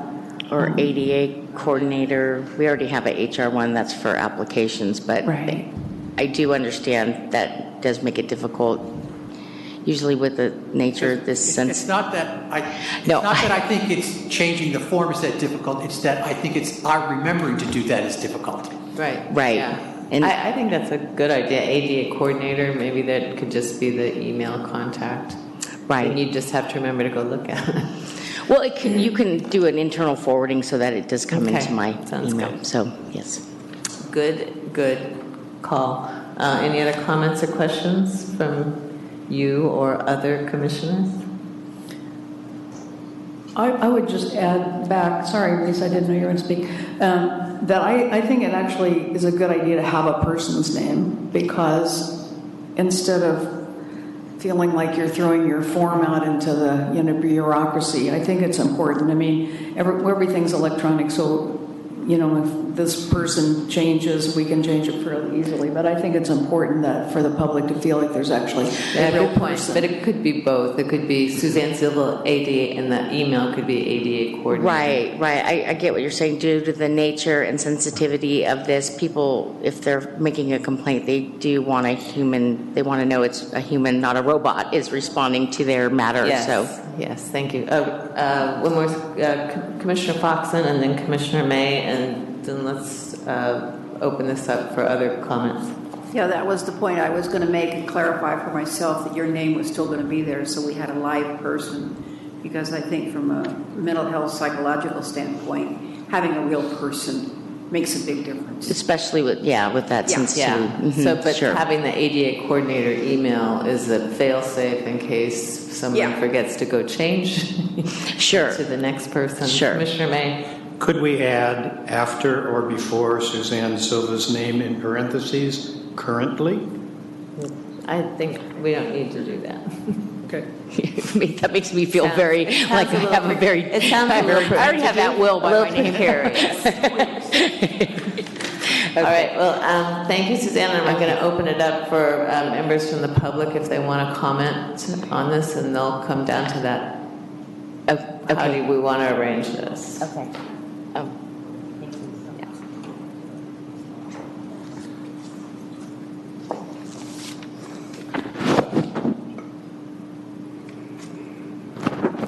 Sorry. That's okay. Let me know if I'm talking too loud. Can you guys hear me? Can you guys hear me? Yeah. Yes? Okay, Yeah. good. I can't tell how loud I'm talking right now. I have no hearing aids. I know there's a time limit. I've got some notes that I've chicken scratched here. I'm somewhat disorganized, so I'm just going to read through the notes and hopefully at the end give you a summarization of what my intended point is. Previously, as you folks know, I filed a complaint with the Department of Fair Employment and Housing regarding the library's noncompliance. That initially started with Director Lear asserting that he was the ADA coordinator for the library. I asked for supporting documents. He couldn't provide that. Director Lear quickly exited his position with the library, and you guys appointed Ms. Gray. I asked Ms. Gray the same exact question. I asked the individual who is being proposed to, for you folks to, forget my notes, I'll just go right to the summary, sorry, to be the individual appointed to be the ADA coordinator. I submit to you that would not be a very wise decision considering the investigation by the Department of Fair Employment and Housing, number one, and that individual is claiming to be a qualified individual to be responsible for ADA-related matters. However, that individual also did the same exact thing Ms. Gray and Director Lear did and asserted that she was the ADA coordinator. Logic would lead you to believe that an ADA coordinator, as required by law to be a qualified individual, would know that they cannot self-appoint themselves to the position of an ADA coordinator. Secondly, I have found routinely and historically in all of your respective entities in which appointed you that these matters of ADA concerns are typically passed over to the Human Resource Director because they have some ADA experience as far as dealing with the employment aspects. The two worlds don't really meld together between public and employee as far as public access. And what happens is these issues fall to the wayside because of a lack of complaints, because of a lack of visibility, because of a lack of advertising and promoting as required by the ADA, your ADA program. So the HR director's focus becomes more centralized towards internal operations rather than external for the general public. So considering these individuals who have already claimed to be the ADA coordinator and has created some liable situation for you folks to have to deal with, I would submit to you that they are not qualified to do so. Ms. Gray told me on several occasions via email recently that this meeting would be accommodated by closed captioning, and that I informed her I downloaded the videos. It's not embedded in the videos. None of the videos are closed captioned. And as I come here tonight, there is no closed captioning. Furthermore, closed captioning doesn't work if it's on that TV that it's being broadcast, this meeting's being broadcast on, and it's behind me and I can't see it. So in the event that I do have hearing aids, don't have hearing aids, can't hear when I want to hear, regardless of what the general repertoire or understanding is, the bottom line is I want you folks to understand that there are individuals out there who are hearing disabled who, when they come into a situation such as I've had in this county on many occasions in which they aren't aided or their hearing aids are broken, that they can't beckon the assistance that they need or get the accommodations that they're requesting because of the perspective or the understanding that the individual... Are you waving to me? May I have a couple of minutes further, please? Yes. Thank you. Much appreciated. Give you another... So what I'm saying is this calls for a hostile landscape for individuals who are disabled.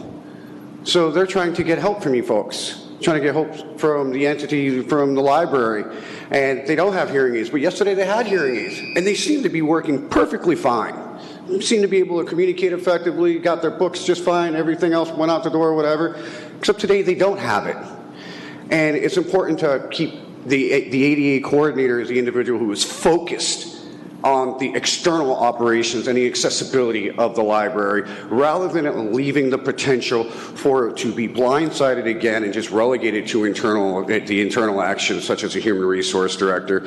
And quite frankly, I believe that the responsibilities of the ADA coordinator, as far as public access, is not only internal, external, but facilities management, compliance management, all of those things, piled on top of human resource director's responsibilities as the human resource director, just doesn't allow that person to attenuate to the focus, especially when you guys have been non-ADA compliant for several years.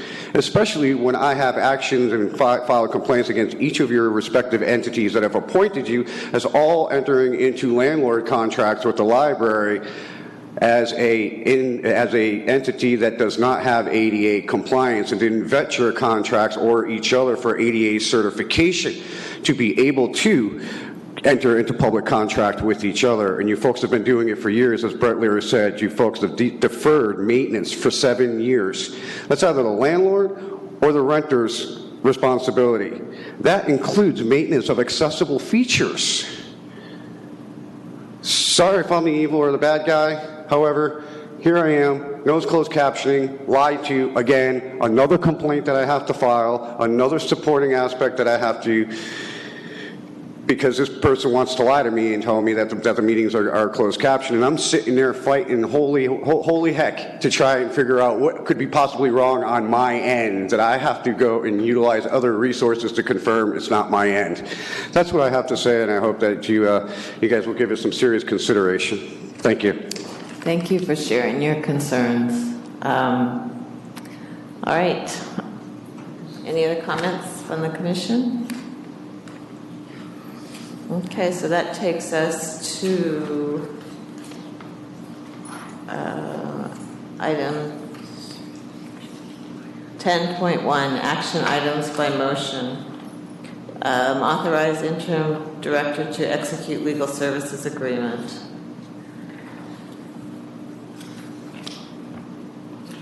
So move. Do I have a second? Yeah, I'll second. Okay. Discussion? Right. Yes. Does this law firm have a local office? They have the office in San Francisco and I believe also Oakland. Commissioner McKenzie. The chair and I had a discussion yesterday. I called her after I read through my packet. I have some amount of uncomfortableness with the fact that this is the same law firm as represents the city of Roanoke Park and also, as my understanding, the city of Healdsburg. And our chair informed me that this is not uncommon, that there are not a lot of public service attorney groups, and so it is not uncommon that they represent lots of clients who may be, on the other side of the issues. I also was wondering, as Commissioner Neff just pointed out, about since we're going to be paying travel expenses under this contract, I believe the people are going to be commuting from the East Bay, and we have a discussion that we'll be having about when these are representatives, whether they'll come to our commission meetings and so forth. So it can be some certain significant amount of expense when we're talking about travel. Apparently, in the investigation of putting out the RFP, there were 6 applicants. Only one was local, and it wasn't a large law firm that had the depth of personnel to be able to work with us. So I just wanted to go on record as I'm not against this. I think this firm is a very excellent firm and highly regarded, or it wouldn't have the other clients that it has. But I feel just mildly uncomfortable that it is 2 of the members of the JPA have the same have the same firm, and it's not local. So just going on record about that.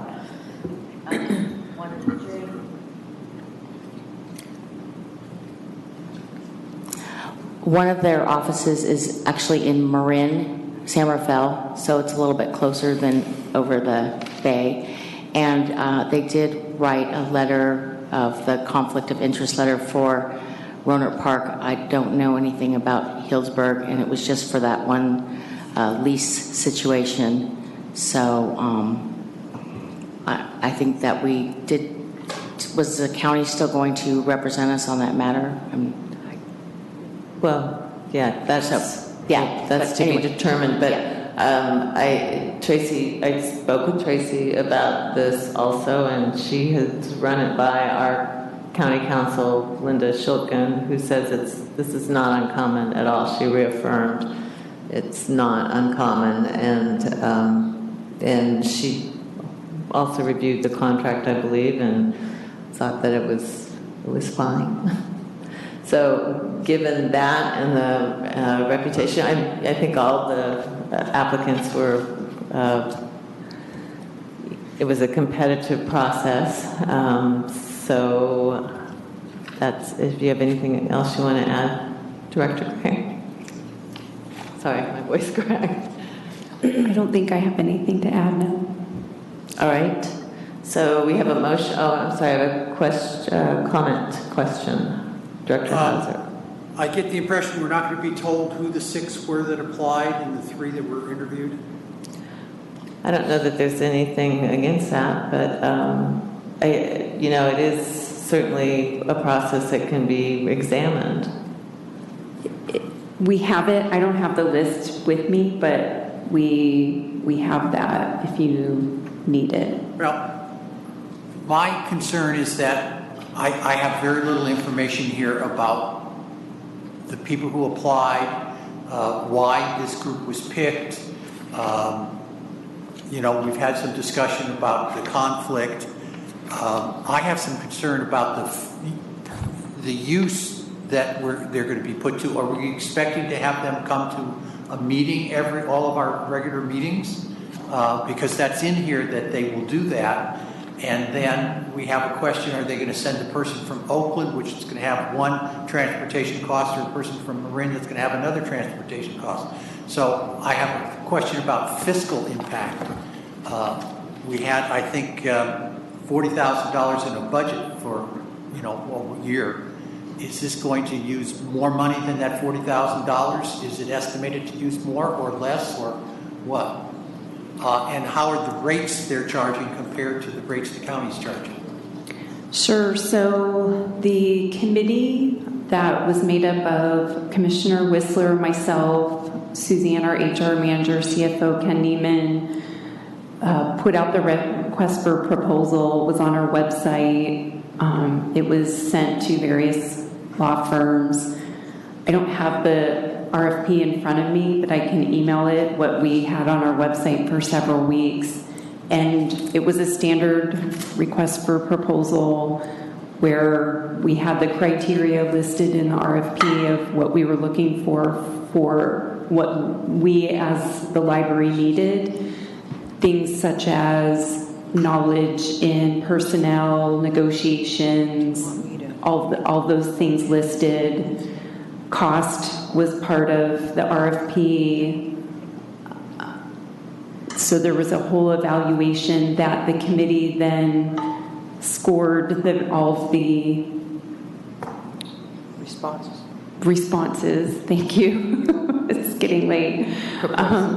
So we discussed, and then we interviewed, I think it was the top three candidates. And then in addition, we asked for, we sent out references. Jaylene sent out a list of reference questions that the committee came up with that of the references they listed. So that was the whole process of where we came to the decision of the firm that would best represent us in the needs that we had. And one of the things we did have on there was to attend commission meetings. And we know there will be an extra cost for that, the travel, regardless of who it was. If it was local, there would still be the cost, not the travel time. So we can further look at that. And then the additional cost, which we will have to add, is that our labor negotiations, the contract with the union expires June 30th. So that's going to be an additional cost as well that we knew of. And Do then we have any estimate of what that additional cost may be at this firm over the county council? I mean, has anybody thought about that? Can I just say county council declined to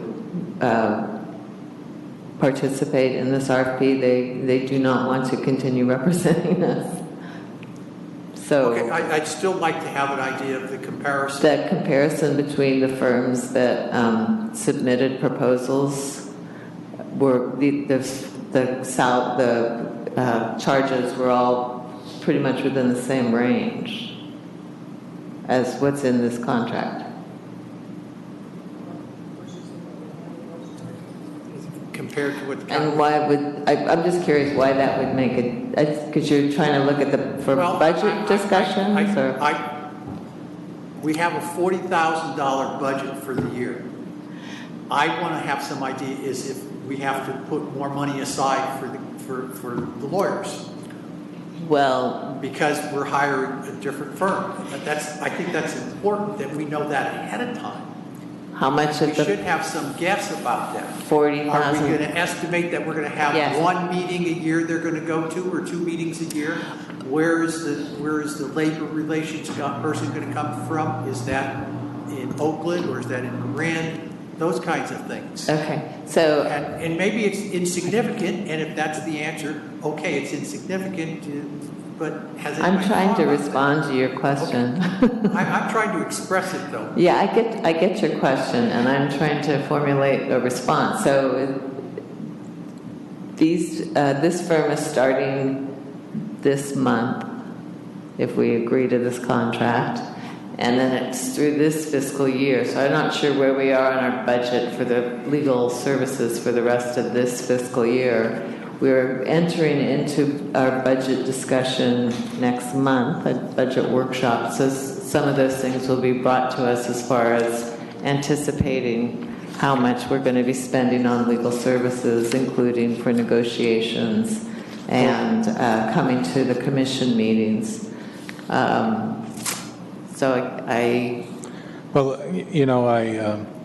We have 40,000 in our general and our property tax budget and 20,000 in the sales tax budget.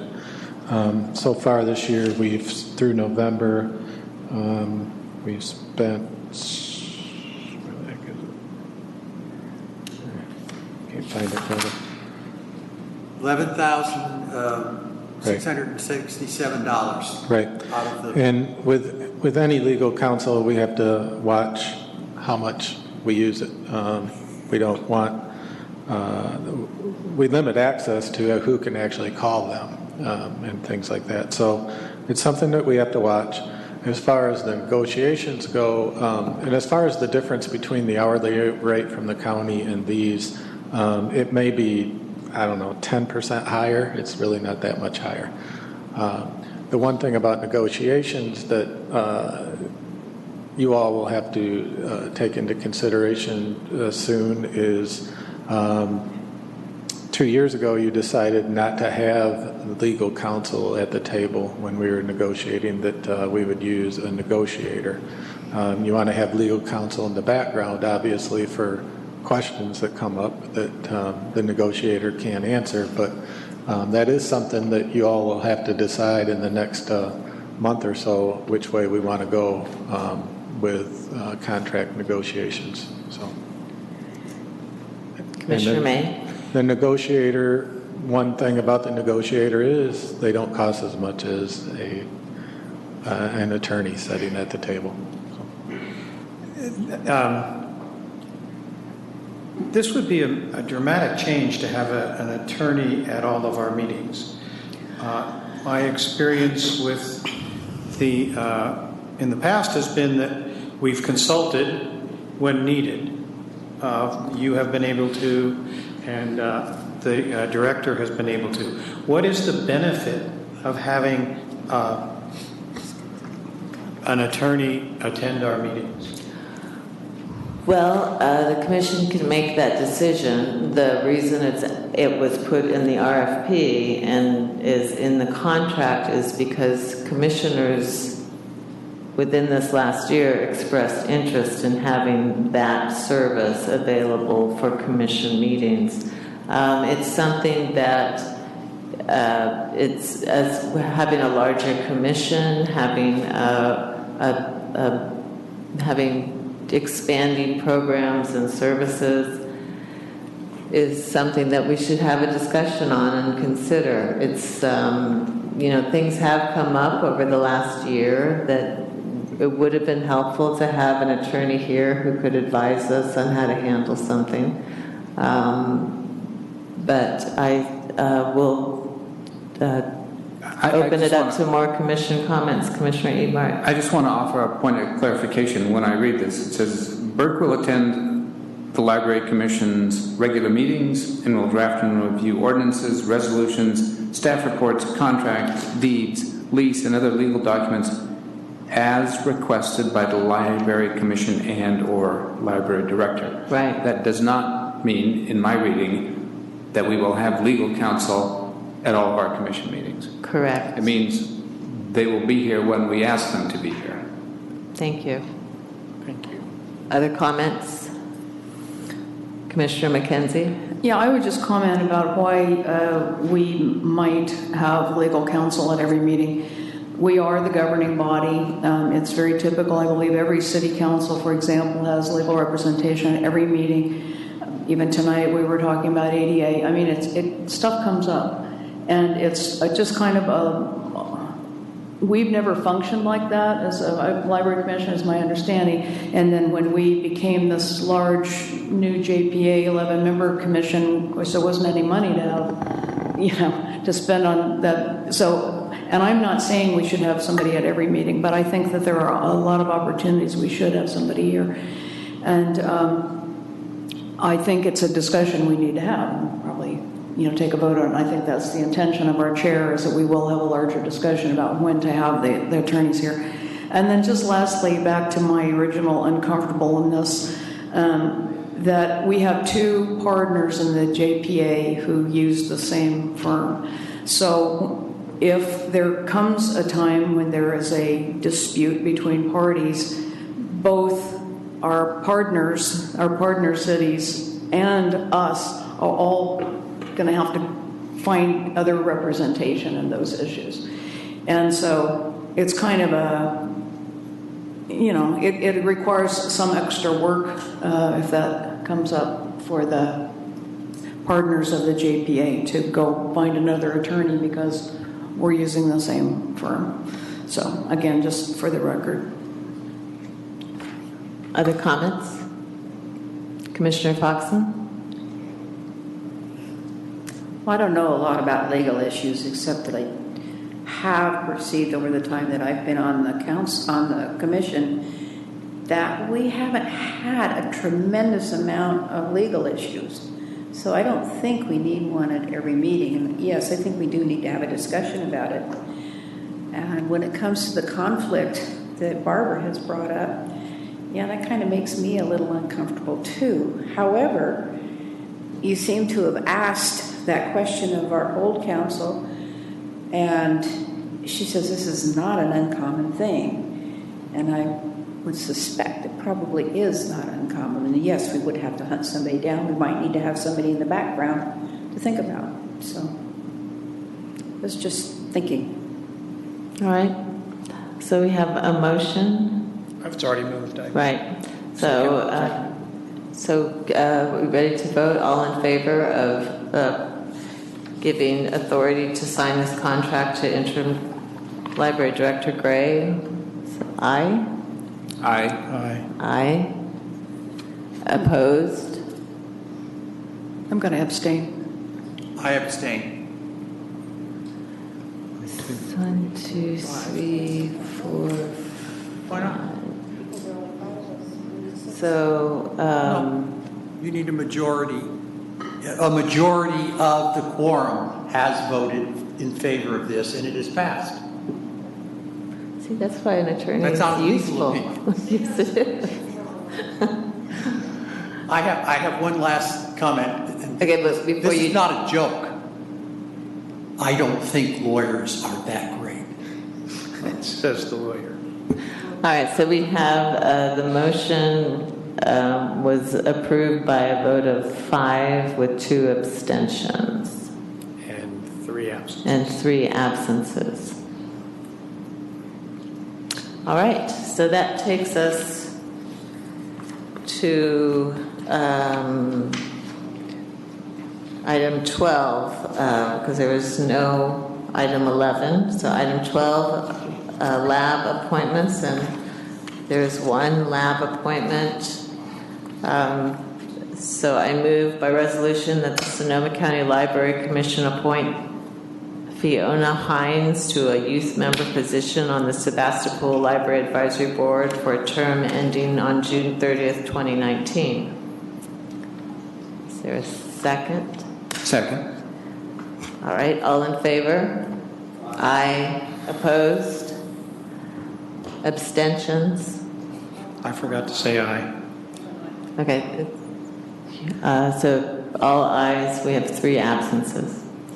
All right. So then that takes us to item 13, items to include in commission notes. And I wanted to thank Jane and everybody else who worked on commission notes. Thank you very much for getting that latest version out. Appreciate it. They looked very nice, informative. So are there items for commission notes for this time? Could I just ask a point of clarification, how these are sent out and who gets them? Does every single city council member and every single supervisor get them, or do we just send them to the JPA members and let them distribute them, and who else gets them? I asked Darren Bartow over at the county to distribute them to the Board of Supervisors. But do you send them to each jurisdiction and then ask them to distribute to their members, or That's the only way that they get to the Board of Supervisors. Otherwise, I send them to the staff, to the lab, all lab members, all friends and foundation presidents, and commissioners. And but the city government. council members don't get them? The members of the JPA don't get them? They should go out to the cities. They each of the should be cities. going to the... Yeah. We will do that. And I think we have in the past, so that they would go to like the city clerk or manager to distribute to the city councils. Okay, I will do that. Okay. So any items from this month to put on the next? Well, we could talk about the budget workshop coming up in February. I think a mention of the Together at the Table programs. Our new welcome materials? Sure, yeah.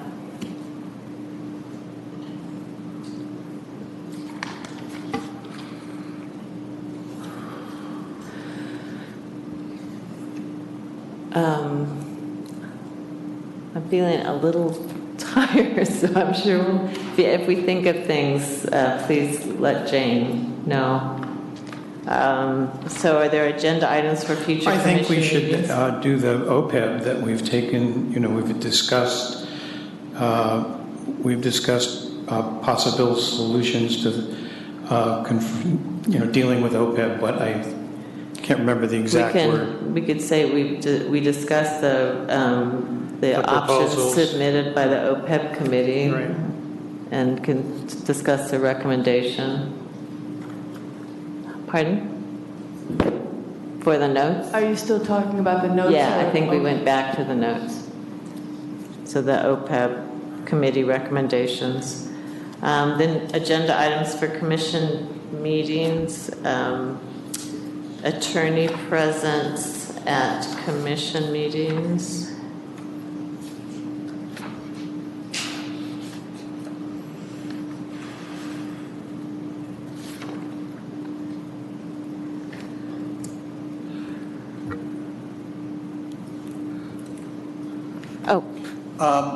Sorry. I'd like to talk about a foundation that will try to raise money for the library purposes. And this was brought up under the Advocacy Committee report where they're trying to figure out what they're doing. And the impression I get is they really raise very little money and they don't care a lot about the library particularly. So I'd like to discuss, can we start another foundation that will actually go out there and to try and help raise money for Roseland and things like that, which is what we need to be doing. And talking about lawyers, can we get our name off of the existing foundation? Because it's Sonoma Valley Library that they're using. And I think that's an important legal issue that needs to be addressed. Okay. So I'd like to see that discussed, and I really think that's where we need to be going in terms of financial stability for the future for building things, is trying to get people to donate money. And we got to have a real foundation to do that. Have you attended the advocacy meetings? No. I'm just reading that very good report. It's all written out there. I like that. Okay. I made a note. Barbara? Just to footnote what Commissioner Hauser said, just tonight I was on Facebook and there was a job for half-time person on the bookmobile, and it had a whole job description and blah, blah, blah, and picture. And it said, I believe it said Sonoma County Library Bookmobile. And so somebody had shared it, who's she's a professor at Sonoma State, and she put on there, for those of you looking for a library job. And so I put on there, point of clarification, this is a job with the Sonoma County, the Library Foundation. This is not with the Sonoma County Library. So it just, this continuing confusion is, that it just is an illustration, because I just saw that right before I came down here. What brings me to this thought is Sonoma Valley Hospital down in the Sonoma Valley. They've had a foundation for years. You know what? I'm sorry to interrupt you. It's almost 9 o'clock. And they basically, they had to take... But wait, I'm saying let's save that for the discussion when it's on the agenda. Other comments for future agendas? Okay. So feel free to contact me with ideas on the agenda, and I think that we can move forward. So I'm going to... The next meeting is February 5th at 6:30 p.m. in these chambers, and so we are adjourning at 8:56.